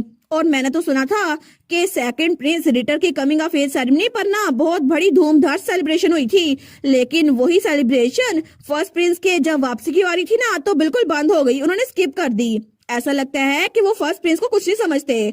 तो वो पहले वाला कहता है बिल्कुल मुझे भी ऐसा लगता है, और ऐसा लगता है कि फर्स्ट प्रिंस एटर पूरी रॉयल फैमिली में बस वही रीजनेबल बचे हैं। तो हमारी हीरोइन कहती है एक्सक्यूज मी, तो बेटस कहती है आप क्या ऑर्डर करना चाहेंगी। तो हमारी हीरोइन कहती है वो लोग उस टेबल पे जो खा रहे हैं ना मैं भी वही ऑर्डर करूंगी। लेकिन तब वो दिल में सोचती है पब्लिक ओपिनियन तो बिल्कुल फेवरेबल है, मिशन पूरा हुआ। और तभी थोड़ी देर बाद वो खाना खा के बाहर निकल आई थी। वो सोचती है खाना तो मजे का था और इसके अलावा मुझे लोगों की राय भी पता चल गई, लेकिन इसके साथ अब तो मैं रॉयल फैमिली को आराम से हरा सकती हूँ। उनके बारे में रूमर्स तो बहुत ज्यादा फैलेंगी। लेकिन तभी पीछे एक बुढ़ी औरत बैठी थी और उसके पास एक लड़की खड़ी थी।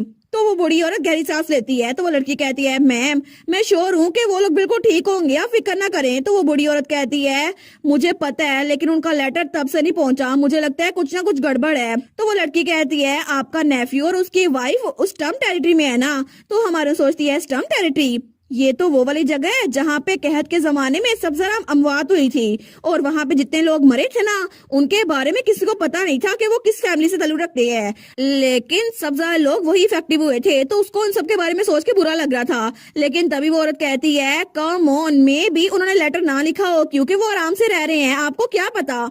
तो वो बूढ़ी औरत कहती है मैं उम्मीद करती हूँ वो जिंदा हो, लेकिन फिर भी उन्होंने कभी भी मुझे लेटर लिखे बगैर पूरा महीना नहीं गुजारा, लेकिन अब तो 2 महीने हो चुके हैं। तो हमारी बेटी पीछे मुड़कर देखती है, वो उनके पास आती है और कहती है एक्सक्यूज मी।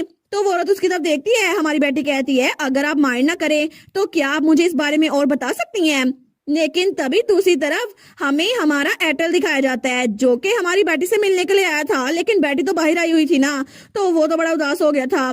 वो सोचता है मैं स्टार से मिलने के लिए आया था, लेकिन आज भी वो बाहर गई हुई है, और पता नहीं कितने दिन हो गए हैं जब से मैं उसके साथ था और मैंने उसके गाल पे किस किया था, लेकिन तब से वो दोबारा मुझे मिली नहीं। मैं तो उसको बहुत ही ज्यादा मिस कर रहा हूँ। लेकिन तभी वो चलते चलते रुक जाता है। वो सोचता है 1 मिनट, क्या वो मुझे जानबूझ के इग्नोर कर रही है? क्या मैंने जो किया था उससे उसको बुरा लगा था? फिर तो उसे उसी टाइम बता देना चाहिए था। लेकिन तब वो बेचारा वो सोचता है मुझे ऐसा नहीं करना चाहिए था, आखिर मैंने ऐसा क्यों किया। लेकिन तभी उसके सामने एडिटर आता है। वो कहता है देखो सही यहाँ पर कौन खड़ा है, मेरा भाई एटर द ग्रेट वार हीरो, और वो तो तंज कर रहा था। लेकिन हमारा एटर कहता है रिटर आखिर तुम गेस्ट क्वार्टर्स में क्या कर रहे हो। तो रिटर कहता है आखिर मैं जो कि फ्यूचर रूलर बनूंगा तुम्हें ये बात क्यों बताऊं, तुम्हारा इसके साथ क्या ताल्लुक। लेकिन फिर भी ये बात कोई सीक्रेट नहीं है, तुम्हें बता देता हूँ, मैं यहाँ लेडी बेटी से मिलने के लिए आया हूँ। तो हमारा एटर कहता है क्या स्टार से। लेकिन वो कहता है ऐसा लगता है ये बात तुम्हें बड़ी तंग करती है, क्योंकि ये तो कितना ऑब्वियस है ना कि तुम्हारे दिल में उसके लिए फीलिंग्स है। फिर भी आखिर में वो मेरी होने वाली है और फादर तो मुझे सक्सेसर बनाएंगे, तो ऐसा हो नहीं सकता कि ड्यूक असलान अपनी बेटी तुम्हें दे दें। और वैसे भी उसका तो जहेज ही बहुत ज्यादा होगा, तुम्हें पता है ना, वो तो बिल्कुल सोने के अंडे देने वाली मुर्गी की तरह है। लेकिन तभी ये बात सुनकर हमारे एटर को बहुत ही ज्यादा गुस्सा आता है और तभी वो अपनी पावर यूज करते हैं। तो वहां पर रिटर के सामने बिजली गिरती है, लेकिन तभी रिटर नीचे गिर गया था, वो तो बस डर गया था। तो हमारा एटल तो वहीं खड़ा था। तो रिटर चिल्ला कहता है तुम पागल हो गए हो, तुम क्या कर रहे थे। तो हमारा हीरो उसको तो और भी गुस्सा आ रहा था। तो तब वो वहां पर बारिश लाते हुए कहता है मेरी बात सुन लो रिटर, चाहे मेरे बारे में जो कुछ मर्जी कहो मुझे फर्क नहीं पड़ता। और तब उसकी तरफ हटते हुए कहता है लेकिन अगर तुमने उन्हें किसी पोजेशन की तरह ट्रीट किया तो मैं तुम्हें कभी माफ नहीं करूंगा। और तब उसे तो रिटर पे बहुत ही ज्यादा गुस्सा आया हुआ था कि उसकी हिम्मत कैसे हुई बेटी के बारे में ये बात कहने की। लेकिन तब वो ये बात कहकर खामोश हो गया था। तो रिटर को तो बड़ा गुस्सा आता है। वो कहता है क्या तुम मुझे माफ नहीं करोगे, होते कौन हो तुम मुझे माफ करने वाले, आखिर तुम अपने आप को समझते क्या हो। और ऐसा क्या हो गया कि तुम असलान फैमिली में रह कर आए और तो तुम्हारा दिमाग ठिकाने पे नहीं है, तुम मुझे यहाँ पैलेस में धमका रहे हो। तो हमारा हीरो कहता है धमका रहा हूँ। तो तब रिटर थोड़ा फ्रिंज होता है। वो कहता है मैं तो बस यहाँ पर खड़ा था जब तुम्हारे सामने अचानक से लाइटनिंग आके गिरी, ये सब मैंने तो नहीं किया, तुम्हें इस बात का कैसे पता कि ये सब मैंने किया है। लेकिन रिटर वो सोचता है क्या ये सच में इसने नहीं किया। लेकिन तब वो तो अपनी मुट्ठी बंद करते हुए सोचता है मैं कुछ साबित नहीं कर सकता। तो वो उठते हुए भागने लगता है। वो कहता है जब थ्रोन मुझे मिल गया ना तो सबसे पहले मैं तुम्हारा ये प्राइड क्रश करूंगा। और तब वहां से भागते हुए कहता है बस तुम इंतजार करो, तो पीछे हमारा एटल रह गया था। वो सोचता है ओ नो, मुझे यकीन नहीं होता मैंने अपनी पावर्स को आउट ऑफ कंट्रोल जाने दिया और आखिर में क्लाउड समन कर लिए। लेकिन ऐसा लगता है कि इन दोनों के एंगेजमेंट की बात जो मैंने सुनी थी वो सच है। लेकिन फिर भी रिटर आखिर स्टार को ऐसे ट्रीट क्यों करता है? और तब वो आगे जाते हुए सोचता है रिटर सच में आजकल मुझे बड़ा परेशान कर रहा है। हालांकि वो मेरा छोटा भाई है, लेकिन फिर भी मुझे ये बात बिल्कुल अच्छी नहीं लगती कि वो स्टार के इर्द गिर्द घूमे। और पार्टी में भी बहुत सारी लड़कियां उसके पीछे पागल थी। तो तभी उसे याद आता है कुछ लड़कियां कह रही थी प्रिंस रिटर तो शार्प टेम्पर है, लेकिन वो तो बड़ी हैंडसम है ना? दूसरी कहती है बिल्कुल, जब हिज मेजेस्टी अपने जवानी के दिनों में थे ना तब वो भी ऐसे दिखते थे। उनको देखकर तो कोई भी लड़की अपना दिल हार जाए। लेकिन तभी हमारा एटल जाते हुए सोचता है वो हैंडसम है, अच्छा। लेकिन तभी वो अपनी आंखों से पट्टी उतारते हुए सोचता है पता नहीं स्टार को मैं कैसा दिखता हूँगा। जब भी वो मेरी तरफ देखती होगी तो क्या मैं उसको हैंडसम दिखता हूँगा? लेकिन तब वो थोड़ा उदास होते हुए सोचता है मैं उम्मीद करता हूँ कि स्टार को मैं हैंडसम लगता हूँ, रिटर नहीं। और तब वो बेचारा तो बड़ा उदास हो गया था। लेकिन दूसरी तरफ थोड़ी देर बाद हमारी बेटी वो वापस लौटती है। तो तभी मेट्स कहती है माय लेडी आप तो बिल्कुल भीग गई हैं। वो कहती है नहीं नहीं कोई बात नहीं, जब मैं पहुंचने वाली थी ना तभी बारिश हो रही थी, मैं तो बिल्कुल ठीक हूँ। तो वो मेट कहती है मैं आपके लिए बात प्रिपेयर करवा देती हूँ। हमारे कहती है ठीक है। लेकिन तभी दूसरी मेट वो सोचती है क्या क्या बाहर कुछ हुआ था? लेडी बेटी तो हमारी बात का सही से जवाब नहीं दे रही। ऐसा लगता है कि वो किसी सोच में डूबी हुई हैं और हमारी हीरोइन तो सच में कुछ सोची जा रही थी। लेकिन थोड़ी देर बाद कपड़े बदलने के बाद वो तो वहां बैठ के भी वही सोची जा रही थी। वो सोचती है कितना अजीब है ना, आखिर ऐसी रूमर कौन फैलाएगा? और उसे याद आता है जब दोपहर में उस बूढ़ी औरत ने कहा था अब मैं इस बारे में सोच रही हूँ ना, तो अपने लास्ट लेटर में उन्होंने किसी बात का जिक्र किया था जो बड़ी अजीब सी थी। तो बेटी कहती है अजीब सी बात? वो कहती है बिल्कुल, उसने कहा था कि जब कहत का जमाना था ना तो लोग जो मर रहे थे उसने सुना था कि वहां पर कोई चीज है जो कि उनकी सोच ले लेती है और बहुत सारे लोगों ने उसको अपनी आंखों से देखा था। तो हमारे कहती है क्या आप मुझे इस रूमर के बारे में और बता सकती हैं? वो कहती है जी जी बिल्कुल यंग लेडी, उन्होंने अपने लेटर में लिखा था कि रूमर ये फैली हुई है कि एक रेड बर्ड ऑफ डेथ है जो कि सबकी सोल्स कलेक्ट करता है। लेकिन तब सब लोग देख रहे थे तो उसकी चूंच में सबकी सोल्स आ रही थी जो वहां पे मरे हुए थे।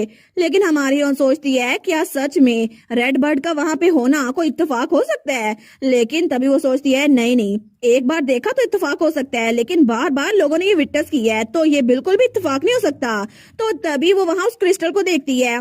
वो सोचती है शायद स्क्विरल कॉन्स्टलेशन मुझे इसके बारे में बता दे, क्योंकि आज रात तो स्क्विरल कॉन्स्टलेशन ब्राइटेस्ट है ना। और तब उसकी उम्मीद उसी की तरफ थी। लेकिन तभी हमें रात का वक्त दिखा जाता है। तो तब हमारी बेटी वहां पे सोई हुई थी और वो व्हाइट स्क्विरल भी। लेकिन तभी वो क्रिस्टल जो उसके पास पड़ा था ना वो बहुत ज्यादा चमकता है और उसके अंदर से रोशनी निकलती है। लेकिन उस रोशनी की वजह से हमारी हीरोइन वो हवा में उड़ रही थी। लेकिन तभी उसकी आंख खुलती है। वो सोचती है अच्छा ये सब कुछ तो फैमिलियर लग रहा है, ऐसा लगता है कि मुझे फिर से उस क्रिस्टल ने अपनी मेमोरीज दिखाई हैं। तो तभी वो वहां पर देखती है। वो सोचती है फिर भी ऐसा लगता है कि इस जगह पर जो एनर्जी है ना वो बिल्कुल भी अच्छी नहीं लग रही। लेकिन तभी वहां उसे किसी के कराने की आवाज आती है। वो पीछे मुड़कर देखती है। वो कहती है क्या क्या ये सारी की सारी लाशें हैं? और वहां पे बहुत सारी डेड बॉडीज पड़ी हुई थी। तो हमारी बेटी उनको देखती है। वो सोचती है ये सारे के सारे तो मुझे नाइट्स लग रहे हैं।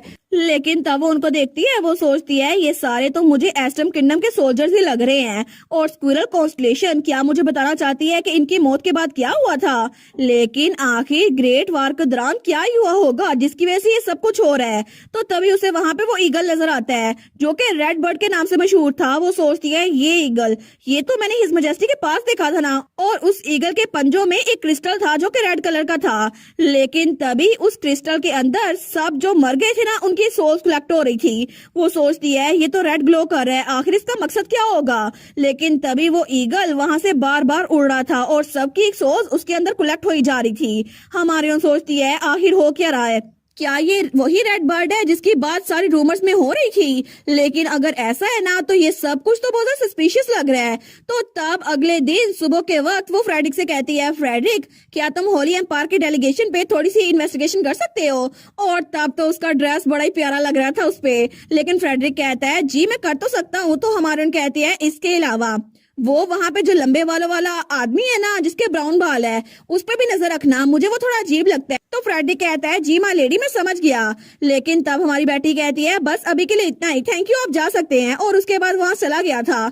लेकिन हमारी बेटी चाय पीते हुए सोचती है मुझे किंग के बारे में कुछ सस्पिशियस लग रहा है, मुझे उम्मीद है कि मुझे पता चल जाएगा। लेकिन तभी दरवाजे पे दस्तक होती है। वो सोचती है क्या फ्रेडी कुछ भूल गया था। वो कहती है अंदर आ जाओ। लेकिन तभी वहां पर कोई आता है। वो कोई और नहीं, हमारा एटल था। वो तो बड़ा उदास हो गया था। वो कहता है स्टार। तो हमारी ओर खड़ी होती है। वो कहती है एटल, तुम्हें मिलकर तो बड़ा अच्छा लगा, प्लीज अंदर आ जाओ। लेकिन तो वो कहती है चाय तो खत्म हो गई है, मैं और मंगवाती हूँ। तो हमारा हीरो कहता है स्टार, क्या तुम मुझ पे गुस्सा नहीं हो।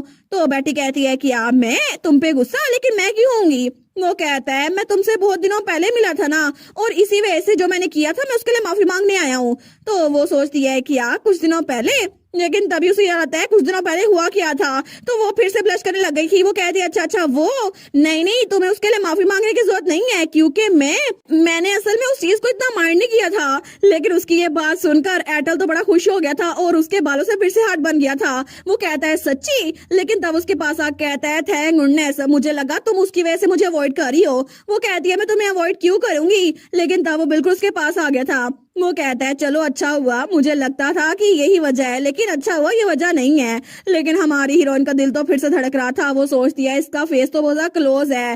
वो कहती है एक्चुअली मुझे तुमसे किसी बारे में बात करनी थी। वो कहता है अच्छा।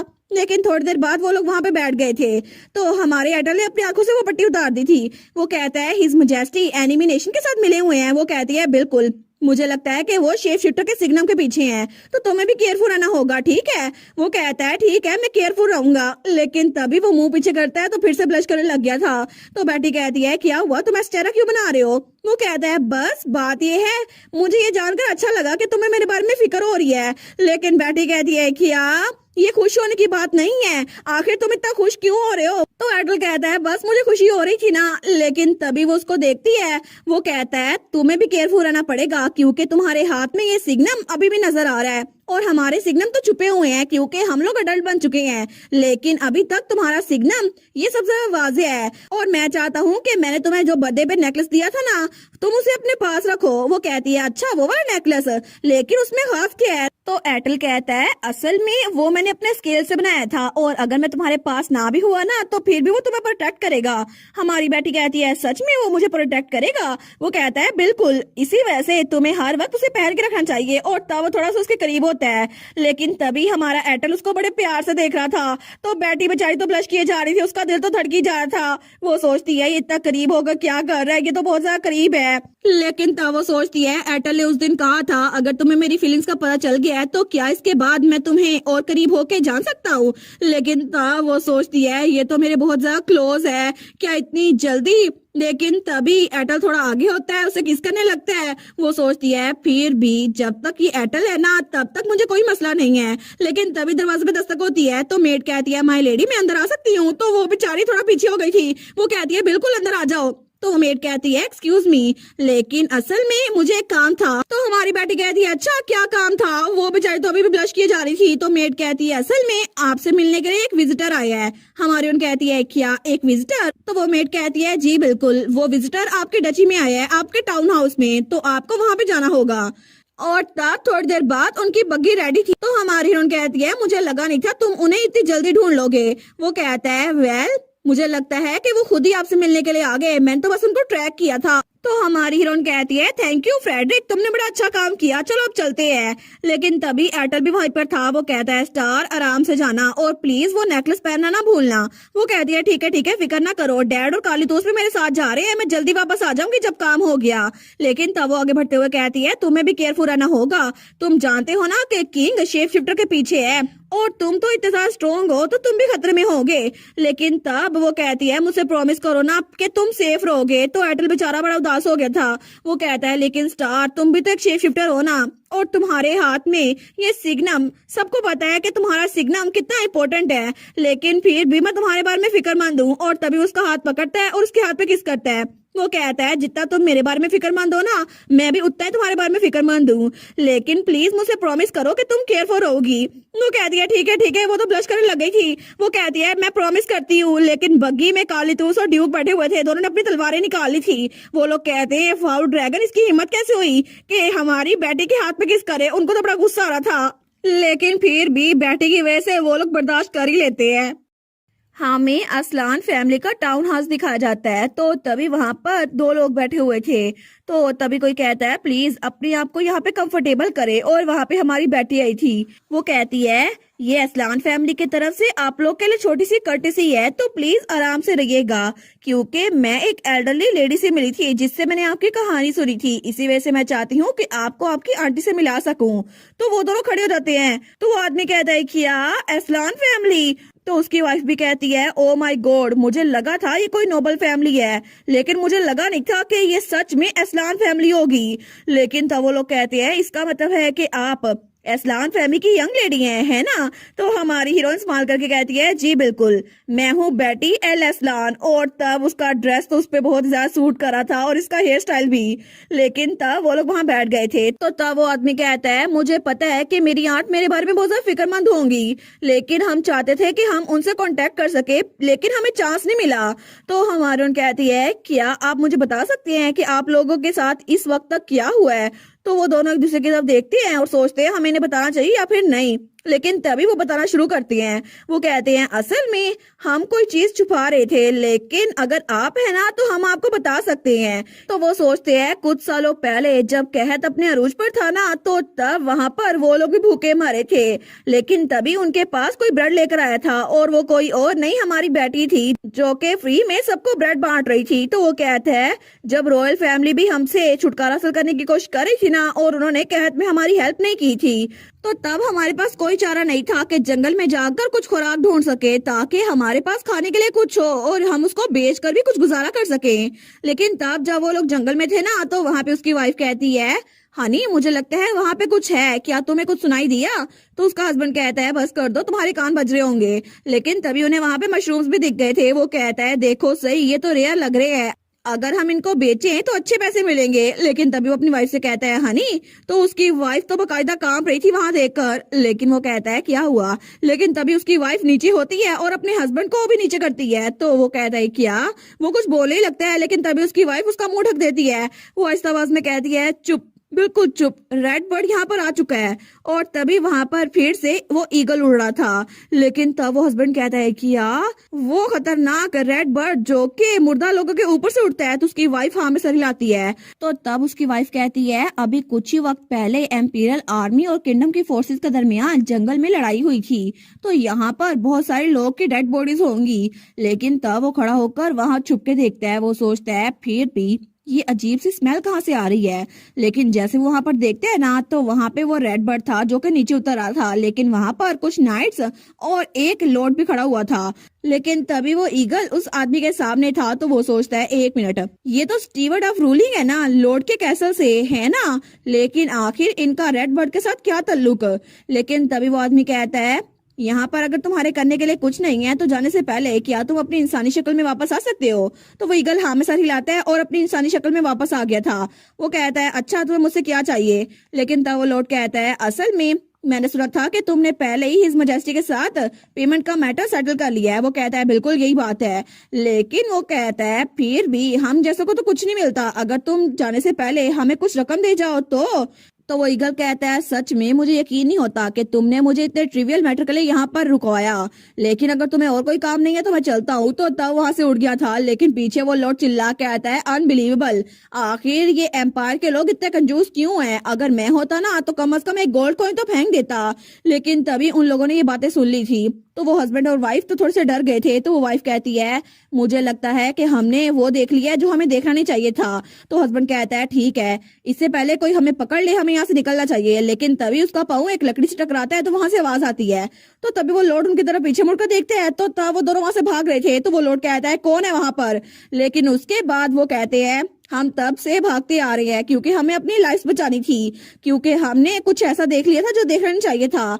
हमें पता चला था कि हिज मैजेस्टी हमारे एम्पर वो एम्पायर के साथ मिले हुए हैं, लेकिन इसी वजह से हम मुसलसल 2 महीनों से वहां से भागते आ रहे थे। लेकिन कल यहाँ पर कुछ नाइट्स ने हमें पकड़ लिया जो कि आपकी डची अस्लान के नाइट्स थे, और तब वो हमें यहाँ पर ले आए और हमें यकीन नहीं होता कि सच में हिज मैजेस्टी वो एम्पायर के साथ मिले हुए हैं। लेकिन क्या ये सच में सच है? लेकिन अगर ऐसा ही है तो हमारे सिपाहियों के बारे में क्या, जो कि हमारे लिए लड़ते हुए मर गए? तो हमारी बेटी सोचती है सच में वो लोग तो बहुत ज्यादा बुरे हैं। तो वो कहता है क्या हमारे लोगों का खून एम्पर के लिए कोई मायने नहीं रखता? तो हमारी बेटी भी सोचती है मैं समझ सकती हूँ इन लोग को कैसा फील हो रहा है, क्योंकि इन्होंने अपने ही एम्पर के लिए इतने साल गुजारे, लेकिन इनके एम्पर ने इनको धोखा दिया। तो वो बिल्कुल खामोश हो गई थी। लेकिन तब वो दोनों उसकी तरफ देखते हैं। वो कहती है लेकिन फिर भी हम लोग असल में ये सच सबके सामने ला सकते हैं, है ना? और मैं चाहती हूँ कि आप दोनों ये करेज करें कि आप सबके सामने ये सच लेकर आए, क्योंकि आप दोनों हमारे पास गवाह है। तो वो वाइफ कहती है लेकिन हमारे पास कोई प्रूफ तो नहीं है ना, वो तो बहुत ज्यादा जरूरी होता है। तो हमारन कहती है बिल्कुल भी नहीं, ये सच नहीं है। असल में आप लोगों ने पहले ही मुझे एविडेंस का पीस पहले ही दे दिया है। और तब उठते हुए कहती है तो प्लीज कुछ दिनों तक यहाँ पर रहे। और तब दरवाजा खुलता है और कहती है अपनी फैमिली के साथ थोड़ा टाइम गुजारे। तो वहाँ पे फ्रेडरिक उसी ओल्ड लेडी को लेकर आया था जो कि उनकी आंट थी। तो वो कहती है माय डियर्स, लेकिन तभी वो आदमी कहता है आंटी, और तभी वो लोग आपस में फिर से रियूनियन करते हैं। वो कहती है मुझे यकीन नहीं होता तुम लोग जिंदा हो, थैंक गुडनेस। लेकिन तब वो हमारी बेटी का शुक्रिया अदा करते हुए कहती है थैंक यू सो मच मेरे नेफ्यू और उसकी वाइफ को ढूंढने के लिए माय लेडी। और किसने सोचा था कि मुझे उस दिन सड़क पर जो मिली थी वो कोई और नहीं, यंग लेडी ऑफ हाउस इस्लाम थी। तो हमारी बेटी स्माइल करती है। वो कहती है फिक्र ना करें, मुझे लगता है कि मुझे थैंक यू तो आपको बोलना चाहिए क्योंकि आपकी वजह से हमें इन्फॉर्मेशन मिल गई है, लेकिन आप जितने दिन चाहे यहाँ पर रह सकती हैं। तो वो ओल्ड लेडी कहती है thank you so much my lady. तो हमारी सोचती है मैं असल में खुश हूँ कि इनकी फैमिली रियूनाइट हो गई है। लेकिन तब उसको एम्पर पे बड़ा गुस्सा आ रहा था। वो सोचती है अब टाइम हो गया है कि मैं स्नेक का हंट करूं, क्योंकि वो लोग अब हमसे बच नहीं सकते। और तब हमें अगले दिन और बैंक्वेट का सीन दिखा रहा है। वहां पर बहुत सारे लोग थे, लेकिन तब एम्पर और एम्प्रेस के पास हर कोई खामोश खड़ा था, लेकिन आपस में वो बातें किए जा रहे थे। क्या तुमने सुना? हिज मैजेस्टी तो आजकल बड़े अनसेटल लग रहे हैं क्योंकि बड़ी रूमर्स फैल रही हैं। तो दूसरी कहती है रूमर किस बारे में? वो कहती है तुमने इस बारे में सुना नहीं, पूरे कैपिटल में ये बात फैली हुई है। हमने तो सुना था कि हिज मैजेस्टी ने ना सिर्फ होली एम्पायर का साथ दिया है, बल्कि वो तो अपने लोग की बॉडीज को भी बेच रहे हैं। तो दूसरे लोग कहते हैं सच्ची ऐसा हो सकता है? मैंने तो ये भी सुना था कि स्टम्प टेरिटरी के लोग जो वहां पे मर गए थे ना, उनका लॉर्ड उनकी लाशें खुद बेच रहा था। लेकिन कोई और कहता है ऐसा लगता है ये झूठ भी तो हो सकता है ना, आखिर वो उन लाशों के साथ करेंगे क्या? तो तब उसके कान में कहती है मैंने तो एक और रूमर भी सुनी है, ये कि इस सब के पीछे एक विटनेस भी है। तो तब वो लोग एक दूसरे की तरफ देखती हैं। वो सोचती हैं सच्ची, लेकिन अगर ये सच है तो कौन होगा जो हिज मैजेस्टी के सामने आवाज उठाए, क्योंकि वो तो हमारे रूलर है ना, और एम्पर वहां पे बैठा हुआ था।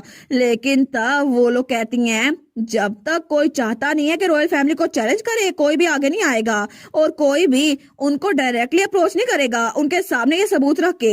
लेकिन तभी वहां पर दरवाजा खुलने की आवाज आती है। तो सारे लोग वहां पर देखते हैं। तो कोई कहता है his grace Leonhard D L. Eslan of house Eslan वो एंट्रेंस दे रहे हैं, और वहां पे हमारा ड्यूक आया था और उसके पीछे ही हमारी बेटी और कालीतूस थे। और तब तीनों ने बड़ी शानदार एंट्री दी थी और तीनों का ड्रेस भी मैचिंग करके बड़े प्यारे लग रहे थे।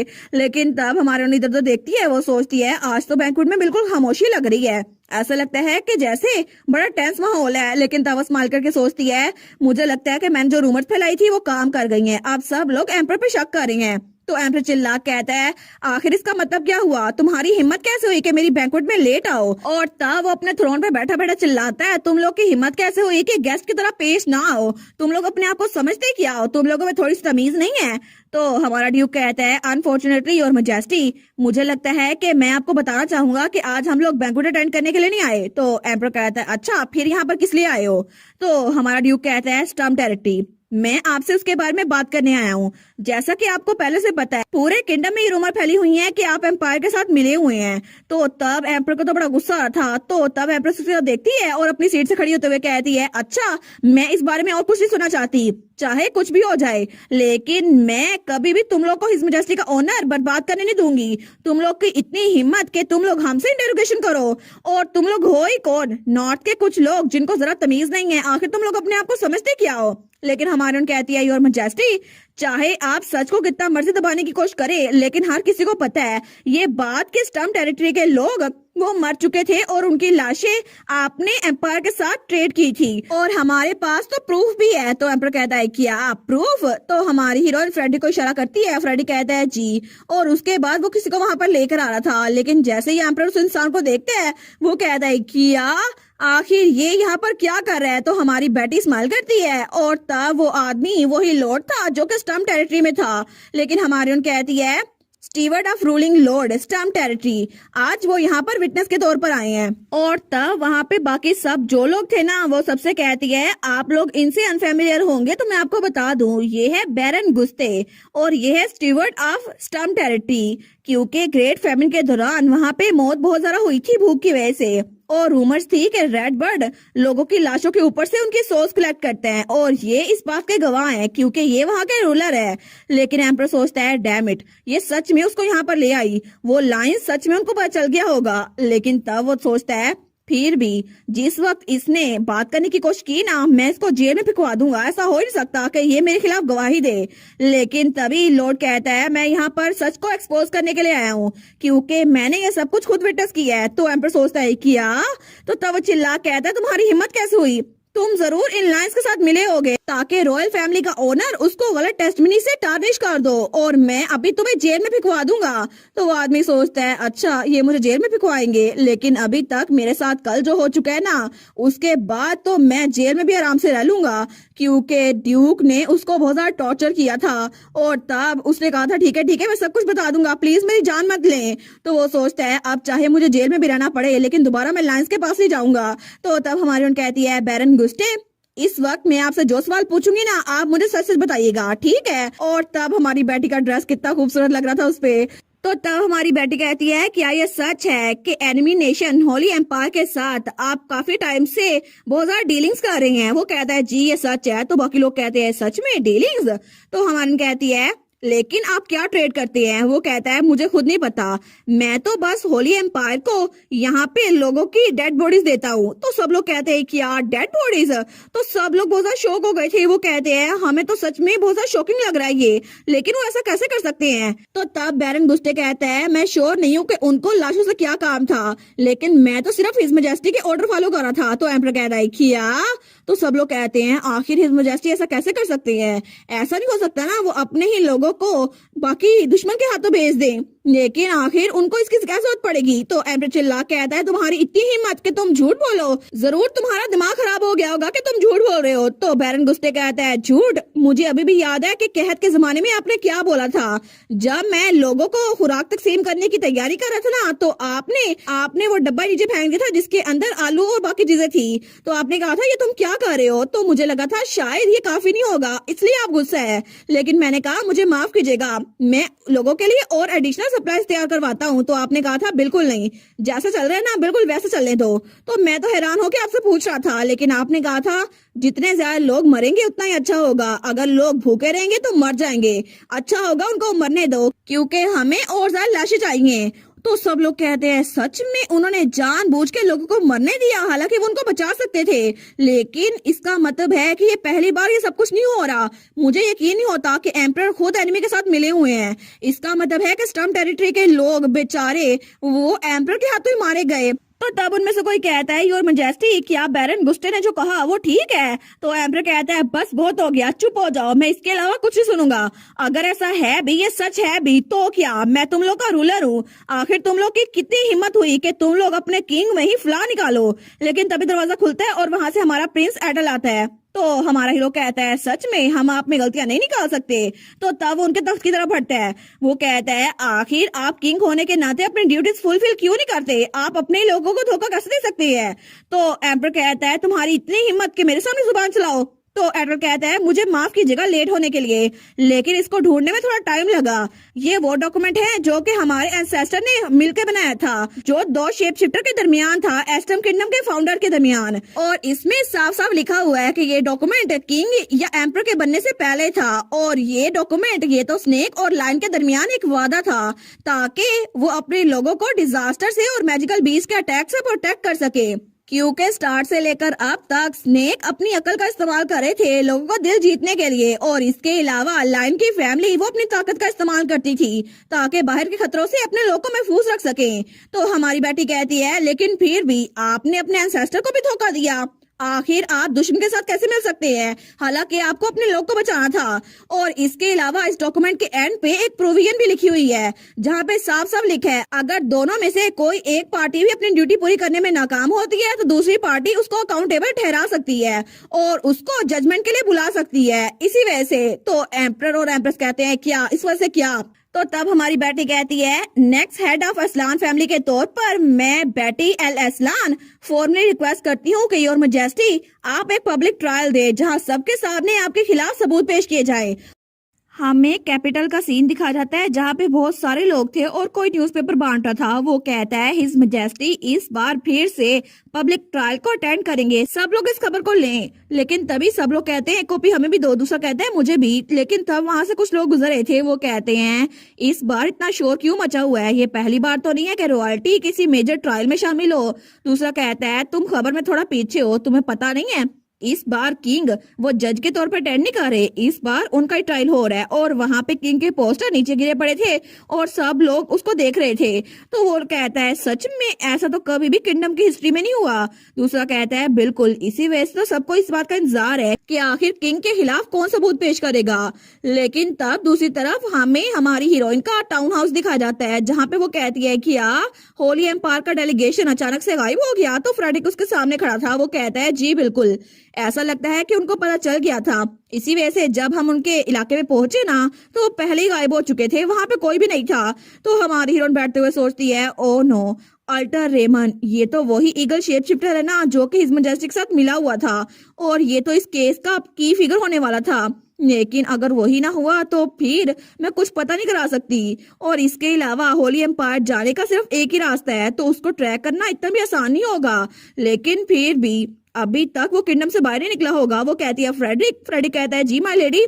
तो बेटी कहती है जो सारे के सारे लोग यहाँ पर अवेलेबल है ना उनको इकट्ठा करो और असलान में सबको ले लो, अगर नेसेसरी हुआ तो, चाहे तुम्हें कुछ भी करना पड़े अभी जाके होली एम्पायर के डेलीगेशन को पकड़ो, और स्पेशली उस आदमी को अल्टर रेमन को, क्योंकि वो लाजमी तौर पे हमें चाहिए होगा। और तब दूसरी तरफ हमें इंपीरियल पैलेस दिखा जाता है जहाँ पे किंग और क्वीन बैठे हुए थे। तो किंग कहता है आखिर चीजें आजकल कैसे चल रही हैं, और वो भी बड़ा थका हुआ लग रहा था। लेकिन क्वीन कहती है to be honest your majesty चीजें बिल्कुल भी अच्छी नहीं चल रही। वो नोबल्स जो हमेशा हमारे साथ लोयल थे, ऐसा लगता है कि उन्होंने भी हमारी तरफ पीठ कर ली है और उनका रवैया भी हमारी तरफ बदल गया है। तो किंग को तो बड़ा गुस्सा आता है, वो हम इस पे हाथ मारते हुए कहता है उनकी हिम्मत कैसे हुई कि मुझे धोखा दें। वो लोग कभी मेरे आगे पीछे फिरते थे कि हमें फेवर्स दे दें, लेकिन अब जब मुझे उनकी सच में जरूरत है तो वो सारे के सारे यूजलेस बन गए हैं। तो क्वीन कहती है please calm down your majesty. वो कहता है मैं काम डाउन कैसे हो सकता हूँ, तो मैं समझ भी आ रही है वो बदतमीज रैट्स, उनकी इतनी हिम्मत कि हर कोई मेरे खिलाफ पीठ करके खड़ा हो गया है। तो तभी वहां पर कोई आता है, वो कहता है फिक्र ना करे फादर। तो किंग और क्वीन उसके देखते हैं तो वो था रिटर, जो वहां से बड़ा रिलैक्स होके आ रहा था। लेकिन तब वो कहता है आपके पास मैं हूं तो आपको फिक्र करने की कोई जरूरत नहीं है। तो क्वीन कहती है रिटर सच में, और तब स्माइल करती है। लेकिन तब किंग कहता है आखिर तुम्हारे दिमाग में चल क्या रहा है, क्या तुम्हारे पास कोई प्लान है। तो रिटर कहता है जी बिल्कुल, और तब स्माइल करके सोचता है देखो मेरे फादर का टेम्पर अभी तक नहीं बदला। लेकिन तब वो कहता है मुझे सिर्फ एक चीज की जरूरत है, क्योंकि मुझे अपना प्लान वो तरतीब देना है। तो किंग कहता है अच्छा किस चीज की जरूरत है। तो रिटर कहता है असल में मुझे रॉयल हेirloom की जरूरत है, वही पॉइजन जो कि हमारे एंसेस्टर ने हमें संभाल के दिया था। तो किंग कहता है क्या तुम कह रहे हो कि मैं इतनी प्रीशियस चीज तुम्हें दे दूं इतनी आसानी से? तुम अपने आप को समझते क्या हो, तुम अभी तक सिर्फ एक प्रिंस हो, लेकिन उसको सिर्फ किंग यूज कर सकता है, और आखिर तुम अपनी नजर उस हेirloom पे रख भी कर सकते हो। तो रिटर कहता है मैं उस पे नजर नहीं रख रहा। असल में अगर हमें किंगडम को बचाना है ना, अपने राज को बचाना है, तो हमें ये सब कुछ करना ही पड़ेगा, क्योंकि अभी परफेक्ट मौका है जिसकी वजह से हम उन लाइंस को इस्तेमाल कर सकते हैं और अपने ओनर को दोबारा वापस ला सकते हैं। तो क्वीन भी कहती है, और मैजेस्टी एडिटर बड़ा चालाक बच्चा है, उसकी बात समझें और एक बार उसकी बात सुन लेना, क्या पता उसके पास कोई आइडिया हो। तो किंग कहता है, ठीक है, मुझे बताओ कि आखिर तुम ये सारी पावर इसके साथ करना क्या चाहते हो। एडिटर कहता है, वेल, मेरे पास असलान फैमिली के लिए एक प्लान है और उन लोगों के लिए भी जो कि रॉयल फैमिली के साथ लॉयल थे लेकिन अब नहीं है और उन्होंने दुश्मन के साथ हाथ मिला लिया है। तो किंग कहता है, क्या ऐसा पॉसिबल हो भी सकता है। वो कहता है, बिल्कुल, मुझे पता है कि असल में उन ट्रेटर्स को क्या चाहिए और वो किस चीज को वैल्यू करते हैं। और दूसरी तरफ हमारी बेटी ड्यूक, उसका भाई और प्रिंस एटल खड़े हुए थे। लेकिन तब रीडर कहता है, वो लोग अपनी जान से भी ज्यादा जिस चीज को पसंद करते हैं ना, और उनके पास एक कमजोरी भी है। मुझे पता है कि वो कौन है और मैं उसको अपने फायदे के लिए इस्तेमाल करूंगा। वो कोई और नहीं, लेडी बेटी एल असलान है। और दूसरी तरफ हमारी बेटी, वो तो स्माइल कर रही थी, उसको कोई आइडिया भी नहीं था कि कोई उसके बारे में बात कर रहा है। और तब हमें डची का टाउन हाउस दिखाया जाता है, जहाँ पे हमारी बेटी तो बड़ी खुश होकर बता रही थी, ठीक है, सारे के सारे यहाँ पे गैदर हो गए हैं ना, तो मेरे पास एक बहुत ही ज्यादा इंपॉर्टेंट अनाउंसमेंट है। तो सारे कहते हैं, अच्छा, कौन सी इंपॉर्टेंट अनाउंसमेंट। तो उसका भाई भी कहता है, बताओ बुच्ची टेल। तो वो कहती है, बिल्कुल, आज का रॉयल बैंक्वेट वो तो बस एक ऐसा टाइम है जब हम इकट्ठे हो सकते हैं। इसी वजह से मैं अभी तक कोई पर्सनल अनाउंसमेंट नहीं कर सकी, इसीलिए मुझे लगा ये परफेक्ट अपॉर्चुनिटी है। तो एटल सोचता है, पर्सनल अनाउंसमेंट। वो सोचता है, क्या ये हमारे बारे में अनाउंस तो नहीं करने वाली, और जो हमने किया था उसको तो सब कुछ याद रहता है। लेकिन तब वो बेचारा तो ब्लश करने लग गया था। वो सोचता है, क्या सच में ये अपने फादर को भी बताने वाली है। लेकिन तब वो सोचता है, नहीं नहीं, स्टार कभी भी ऐसा नहीं करेगी मुझसे कंसल्ट किए बगैर। अगर उसे हमारा रिलेशनशिप पब्लिक करना होता तो पहले मुझसे बात करती। तो फिर क्या हो सकता है। वो बेचारा तो बड़ा शौक हो गया था। वो सोचता है, पता नहीं क्या बात होगी, उसको क्या अनाउंस करना होगा। लेकिन तब वो सोचता है, मुझे तो कोई आइडिया नहीं है, फिर भी अगर कुछ भी ऐसा हुआ ना, मुझे अपने आप को मेंटली प्रिपेयर करना चाहिए। तो कालीतुस उसको देखता है। वो सोचता है, इसके साथ क्या हुआ है, ये तो मुझे गुस्सा दिला रहा है। लेकिन तभी हमारी बेटी कहती है, ठीक है, ये रही मेरी अनाउंसमेंट। और तब वो एक डॉक्यूमेंट निकालती है। वो कहती है, ये है मेरे लेटेस्ट चेकअप के रिजल्ट्स, और वो डॉक्यूमेंट अपने फादर को देती है। तो उसका फादर कहता है, ठीक है, मुझे दिखाओ। वो कहती है, ये ले। लेकिन हमारा हीरो सोचता है, क्या ये इसकी हेल्थ के बारे में था। वो सोचता है, मैं क्या ही सोच रहा था, कितना एम्बैरेसिंग है ना ये। लेकिन तभी कालीतूस और उसका फादर उस डॉक्यूमेंट को देखते हैं। तो उसका फादर तो बड़ा खुश था। वो कहता है, ये तो इम्प्रेसिव है किडो। उसका भाई भी कहता है, बिल्कुल, तुम तो थोड़ी सी लंबी हो गई हो। तो हमारी बेटी तो बड़ी प्राउड थी। वो कहती है ना। वो सोचती है, मेरी पास्ट लाइफ में मुझे हमेशा इग्नोर किया गया था और मुझे खाने को भी कुछ खास नहीं मिलता था, लेकिन अब मेरे पास मेरी फैमिली का लव है और मैं आराम से खाना भी खाती हूँ। इसी वजह से पिछली बार जब मैं कमिंग ऑफ एज सेरेमनी में थी ना, तो अब मैं उसे 2 साल छोटी हूँ, लेकिन फिर भी मेरी हाइट बिल्कुल उसके बराबर है। मुझे लगता है कि मैं बिल्कुल उसके बराबर हो चुकी हूँ जितनी पहले लंबी थी। और अगर ऐसे चलता रहा ना, मैं तो फादर और भाई को अपने कंधों पे बिठा लूंगी। वो सोचती है, कितना मजा आएगा ना, मैं अब कार्ल और डैड को प्रोटेक्ट करूंगी। लेकिन तभी उसका भाई उसके पास आता है और उसके सर पे हाथ रखते हुए कहता है, क्या तुमने इसको सही से मैयर किया था? मुझे तो तुम अभी भी बिल्कुल छोटी सी लगती हो। वो कहती है, मैं लंबी हो गई हूँ, देखे ना जरा, देखे इधर। और तभी वो स्क्विरल वाली फॉर्म में आ गई थी। वो अपनी स्क्विरल वाली फॉर्म में कहती है, देखा, मेरी स्क्विरल वाली फॉर्म भी बड़ी हो गई है, देख रहे। और तब वो इशारों से बताती है, पहले मैं छोटी सी हुआ करती थी, इतनी सी, आप देखे मैं इतनी लंबी हो गई हूँ, देखे ना, आपको समझ आ रहा है इतना डिफरेंस? लेकिन तभी उसका भाई उसकी तरफ देखता है। वो कहता है, मुझे समझ नहीं आ रही तुम क्या बात कर रही हो, लेकिन फिर भी तुम बड़ी क्यूट हो। तो बेटी बेचारी वो सोचती है, मैं कैसे समझाऊं, ये तो बड़ा फ्रस्ट्रेटिंग है। तो तब वो एटल के कंधे पर चढ़ जाती है। वो उसकी तरफ देख के कहती है, एटल प्लीज, तुम तो बता सकते हो ना, तुमने मुझे इतने लंबे अरसे से नहीं देखा था, मैं लंबी हो गई हूँ ना, तुम तो बता ही सकते हो। लेकिन तभी एटल उसकी तरफ देखता है। वो कहता है, स्टार। तो बेटी सोचती है, प्लीज एटल, प्लीज बता दो ना, मैं लंबी हो गई हूँ। लेकिन तब वो कहता है, तुम तो पहले से ज्यादा क्यूट हो गई हो। तो वो बेचारी तो अपना सर पकड़ लेती है। वो सोचती है, मैं लंबी हो गई हूँ, मैं लंबी हो गई हूँ, उनको समझ क्यों नहीं आ रहा। और तभी वो इधर उधर चक्कर लगाने लगती है। तो कालीतूस कहता है, ये तो घूमने वाले स्क्विरल का शो है। तो एटल भी कहता है, ये तो अमेजिंग है स्टार। और तब शाम के वक्त वो अपनी स्क्विरल वाली फॉर्म में उनके साथ बैठी हुई थी। तो उसका डैड कहता है, मुझे तो टाइम का पता नहीं चला, क्या हम रैप अप करें? वो कहती है, जी जी, अच्छा लग रहा है। लेकिन तभी वहां पे कोई भागता हुआ आता है। वो कहता है, माय लेडी। तो बेटी उस तरफ देखती है। वो था फ्रेडरिक। वो कहता है, आप यहाँ पर थी? हमारी हीरोइन कहती है, फ्रेडरिक क्या हुआ है, क्या तुम्हें वो ईगल शिफ्टर मिल गया? वो कहता है, जी, लेकिन उसको पकड़ना इतना भी आसान नहीं था।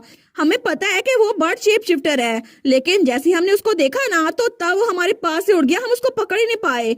और बाकी लोग को तो हमने पकड़ लिया है, लेकिन वो ईगल शिफ्टर वो उड़ चुका है और ऐसा लगता है कि उसको पकड़ना बिल्कुल इम्पॉसिबल है क्योंकि वो उड़ सकता है। तो बैटी सोचती है ये तो बिल्कुल बुरा हुआ, क्योंकि अगर बाकियों को पकड़ लिया है और ईगल शिफ्टर को नहीं पकड़ा तो फिर तो बाकी सब कुछ बेकार चला जाएगा। तो एटल कहता है स्टार, अगर यही इशू है तो क्या मैं जा सकता हूँ क्योंकि मैं उड़ रहा हूँ। वो कहती है क्या? तो वो कहता है तुम्हें पता है ना मैं एक ड्रैगन हूँ तो मैं उड़ सकता हूँ। वो कहती है सच में तुम जाओगे? तो कार्लितोस और ड्यू को ये बात पसंद नहीं आती। वो लोग सोचते हैं ये रेप्टाइल, इसकी हिम्मत कैसे हुई कि हमारी बेटी के टेंशन ले सके। लेकिन तभी कार्लितोस खड़ा होता और कहता है एक मिनट रुको, क्या तुम अपनी जगह भूल गए हो? वो कहता है क्या मतलब? तो कार्लितोस कहता है तुम किंगडम के फर्स्ट प्रिंस हो, तुम्हें पता है ना कि अगर तुम किसी और एम्पायर के डेलीगेशन को पकड़ोगे तो सब लोग कहेंगे कि तुम सेकंड ग्रेड वार शुरू कर रहे हो। तो हमारे सोचती है कार्ल तो सस्पिशियस लग रहा है, पता नहीं है क्या सोच के ये बात कर रहा है। तो कार्लितोस कहता है कोई भी आम सोल्जर उसको पकड़ नहीं सकता क्योंकि वो शेप शिफ्टर है, लेकिन अगर उसको पकड़ना है तो किसी और शेप शिफ्टर की जरूरत पड़ेगी और फादर तो पहले ही ट्रायल में होंगे, इसी वजह से वो वहाँ जा नहीं सकते। लेकिन वो सोचता है इसी वजह से मैं स्नीकी फोक्स को वहाँ नहीं भेज सकता ताकि ये बुशी टेल का ट्रस्ट गेन कर सके। तो हमारी बेटी कहती है एडल तुम ठीक तो हो ना? तो वो कहता है स्टार बड़ा दर्द हो रहा है, लेकिन वो सोचता है इसका मतलब है सिर्फ एक ही ऑप्शन बच गया। तो कार्लितोस कहता है बुशी टेल? तो हमारे उन कहती है हाँ क्या हुआ? वो कहता है मैं खुद जाके उस ईगल को पकड़ूंगा, तुम्हारा भाई खुद जाएगा। तो बेटी कहती है क्या सच में? लेकिन तब थोड़ी देर बाद का हमें सीन दिखा जाता है जब हमारी हीरोइन हमें बताती है कार्लितोस आखिर में बाकी लोगों को साथ ले गया ताकि वो उस ईगल को पकड़ सके, लेकिन हमने उसको रोका भी था। और जब उसको एटल ने कहा था ना कि मुझे लगता है मैं उड़ सकता हूँ तो मुझे जान चाहिए, तो तभी मेरे भाई ने मना कर दिया नहीं तुम नहीं जा सकते, इससे पहले कि तुम्हें कोई और चांस मिले मैं खुद ही चला जाता हूँ। और वो तो शुरू से बड़ा जिद्दी था। लेकिन तब हमारी हीरोइन खिड़की से उसको देख रही थी। वो सोचती है जब भी इस चीजों की बारी आती है ना तो मैं उसको रोक नहीं सकती, लेकिन मैं उम्मीद करती हूँ वो सेफ एंड साउंड वापस आ जाए। तो तभी वो अंदर अपने कमरे की तरफ देखती है। वो सोचती है कार्लितोस तो होली एम्पायर की साइड कवर कर लेगा, तो इसका मतलब है अब मुझे बाकी चीजों पे फोकस करना चाहिए। जो कि ट्रायल होने वाला है ना किंग के खिलाफ, उस पे मुझे उसके खिलाफ सबूत पेश करने हैं। और तब हमें रात का सीन दिखा जाता है। तो हमारी बेटी तो बड़े डॉक्यूमेंट प्रिपेयर करवा रही थी, तो वो सोचती है ये आर्गुमेंट इतना भी स्ट्रॉन्ग नहीं लग रहा, मुझे लगता है कि मुझे फ्रेडिक से पूछना चाहिए, उसकी हेल्प लेनी चाहिए। लेकिन तभी उसको तो बड़ी नींद आ रही थी, उसकी आंखें बंद हो रही थी। तो तब अपनी आंखों को मलते हुए सोचती है मैं तो एक सेकंड के लिए सो ही गई थी। लेकिन तब वो सोचती है चलो थोड़ी देर के लिए सो ही जाती हूँ, फिर उठ जाऊंगी और फिर बाकी काम कर लूंगी। लेकिन तभी उसके पास जो ग्लोब पड़ा हुआ था ना वो चमकता है और उसमें से रोशनी निकलती है। लेकिन थोड़ी देर बाद हमारी बेटी वो फिर से हवा में उड़ रही थी और जब उसकी आंख खुलती है ना वो सोचती है ये तो फैमिलियर लग रहा है, ऐसा लगता है ये फिर से उस क्रिस्टल की मेमोरीज है और मैं हूँ कहाँ पर। लेकिन मुझे लगता है कि इस जगह को मैंने कहीं देखा है। फिर भी आजकल तो वो क्रिस्टल मुझे बहुत सारी मेमोरीज दिखा रहा है, ये अच्छा साइन तो नहीं हो सकता। शायद 2 सालों बाद मेरी कमी का फेस सेरेमनी आने वाली है ना, इसी वजह से जो कुछ तब हुआ था अभी हो रहा है इस वजह से। लेकिन तभी उसे वहां से किसी की आवाज आती है तुम तो हमेशा की तरह बिल्कुल सेम हो। और वहां पे किंग और वही ईगल शिफ्टर था। तो किंग कहता है इतने सारे सालों के बावजूद तुम अभी भी बिल्कुल रिजर्व्ड हो। तो हमारी सोचती है ये तो वही है ना, वही ईगल शिफ्टर। तो वो ईगल शिफ्टर कहता है बस बात यह है कि मुझे आपके साथ डील करनी है, उसके अलावा कोई बात नहीं करनी। तो किंग कहता है ठीक है मैं समझ सकता हूँ, इसके अलावा मुझे कुछ बात नहीं करनी, तो मुझे बताओ कि आखिर तुम यहाँ पर क्यों आए हो। तो तब किंग अपने हाथ से एक छोटा सा गोला उसको देते हुए कहता है पावर ऑफ मिराकल्स जो तुमने पहले मुझे ला के दी थी ना वो तो बिल्कुल इनक्रेडिबल थी, और इसके जरिए मैंने इस रैली को यूज किया और हर किसी की फील्ड में बहुत ज्यादा फसलें उगाई। और सब लोग जब मैंने उनको ये गंदम दी तो सब लोग मेरी तारीफें करने लग गए और इसी वजह से उनको मैनिपुलेट करना तो बिल्कुल ईजी था। अब कोई भी मेरे खिलाफ नहीं है। तो हमारी बेटी सोचती है कि यार ये तो वही क्रिस्टल है ना जो कि उस ईगल के पंजे पे पकड़ा हुआ था जब वो सोल्स को कलेक्ट कर रहा था, लेकिन आखिर ही इसके हाथ में क्या कर रहा है। और वो सोचती है मेरी रीबर्थ से पहले मुझे पता चला था कि एटल उसकी जान चलेगी ये जंग के दौरान, लेकिन तब हर किसी ने इसके खिलाफ बातें की थी कि आखिर फर्स्ट प्रिंस की जान कैसे जा सकती है और इसके पीछे कौन हो सकता है। पूरे किंगडम में रूमर्स फैल गई थी, लेकिन सबका शक एक ही तरफ था, रॉयल फैमिली की तरफ, क्योंकि किंग, क्वीन और रिटर सेकंड प्रिंस कोई भी एटल को पसंद नहीं करता था। लेकिन फिर भी अचानक से पता नहीं कहां से रॉयल फैमिली ने गंदम मारना शुरू कर दी जो कि बहुत ज्यादा बिक रही थी। और सारी आवाम को फ्री में देना शुरू कर दी, जिसकी वजह से सारी की सारी रूमर्स वो दब गई और सब लोग गंदम लेकर बड़े खुश हो गए। मुझे समझ नहीं आई थी कि रॉयल फैमिली ऐसा क्यों कर रही है, लेकिन अब ये सारी की सारी बात सेंस बना रही है। किंग ने पहले ही एनिमे के साथ काम करना शुरू कर दिया था, ग्रेट वार से भी पहले। तो तब किंग कहता है, लेकिन मैं आखिर मिराकल की पावर दोबारा कब यूज कर सकता हूँ? तो वो ईगल शिफ्टर कहता है, जब तक तुम प्राइस पे करते रहोगे तुम इसको कभी भी यूज कर सकते हो।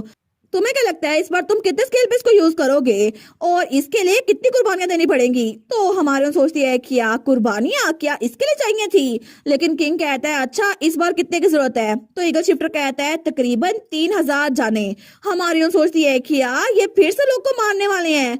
लेकिन तब वो कहता है, इतना भी इजी नहीं है, मुझे लगता है मुझे फिर से जंग शुरू करनी पड़ेगी, क्योंकि अगर मैंने जंग शुरू की तो फिर लोग मसला करेंगे, लेकिन फिर से मैं मिराकल की पावर यूज करूंगा। तो हमारे सोचती है, इसका मतलब है ये जंग सिर्फ इसलिए करते थे ताकि इस ग्लोब के अंदर सबकी सोच ट्रैप कर सके।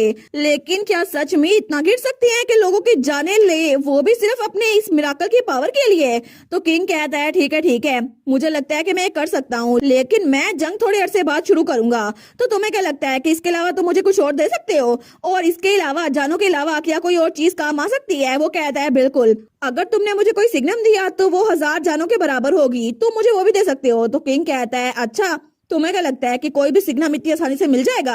वैसे भी हमने तुम्हें पहले ही बैटी असलान का सिग्नम दे दिया था, लेकिन अब यहाँ पर सिर्फ 2 लाइंस बची हैं जिनका सिग्नम मैं तुम्हें दे सकता हूँ, और वैसे भी उनसे लड़ना बहुत ज्यादा मुश्किल होगा, तो मैं उसको वादा नहीं कर सकता। तो ईगल कहता है, ऑल राइट, हिज होलीनेस ने तुम्हारे लिए एक और तोहफा भेजा है। तो किंग कहता है, अच्छा क्या चीज है? तो उसको एक चेन देते हुए कहता है, ये है बाइंडिंग चेन, इसकी वजह से तुम किसी भी शेप शिफ्टर को बाइंड कर सकते हो, और उसकी जितनी पावर होगी ना वो इतना ही सफर करेगा और उसकी स्ट्रेंथ उतनी काबू में आ जाएगी। तो तब किंग उस बाइंडिंग चेन को पकड़ते हुए कहता है, अच्छा फिर तो अच्छी बात है, क्योंकि इसके जरिए मैं लाइंस के लीडर को यानी कि ड्यूक असलान को आराम से काबू कर सकता हूँ। तो वो कहता है, सच में मुझे लगा नहीं था कि हाई पोप मुझे इतनी काम की चीज देंगे जिसको मैं बार बार इस्तेमाल कर सकता हूँ, फिर तो बड़ा मजा आएगा। और किंग तो हंसी जा रहा था, लेकिन हमारे सोचती है, ये पागल हो गया है, मेरे डैड को तो अकेला छोड़ दो। लेकिन तभी हमारी हीरोइन की आंख खुलती है, तो तब वो सोचती है, ओ नो डैड, अगर ये सब कुछ है ना इस लाइफ में भी होगा तो मुझे डैड को बताना होगा, क्योंकि ये सब कुछ मेरी रीबर्थ से पहले हो चुका है, मेरे मरने के बाद।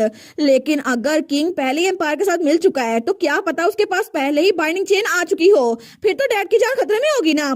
तो तभी वो भागती हुई ड्यूक के कमरे में जाती है, वो कहती है, डैड, लेकिन वहां पर ड्यूक नहीं था, वहां पे फ्रेडरिक और बाकी मेट्स खड़ी थी। तो फ्रेडरिक कहता है, माय लेडी। वो कहती है, फ्रेडरिक डैड कहाँ पर है? तो फ्रेडरिक कहता है, असल में हिज ग्रेस तो पहले सुबह सुबह निकल गए थे, उन्होंने कहा था कि उनको हिज मजेस्ट ने पैलेस में बुलाया है ताकि वो ट्रायल के बारे में बातें कर सकें। और तब किंग वो अपने महल में खड़ा स्माइल कर रहा था, लेकिन हमारी बेटी सोचती है, क्या डैड को? लेकिन वो सोचती है, अगर डैड अभी वहां पर चले गए हैं तो मैं उनको कैसे प्रोटेक्ट कर पाऊंगी, और अगर किंग के पास वो बाइंडिंग चेन पहले से हुई तो डैड वो तो बहुत बड़े खतरे में है।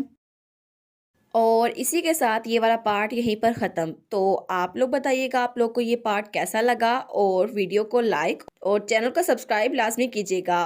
बाकी वीडियोस का लिंक भी स्क्रीन पर नज़र आ रहा होगा, तो काइंडली उनको भी चेकआउट कर लें। और thank you so much for watching my videos. Stay safe, bye bye.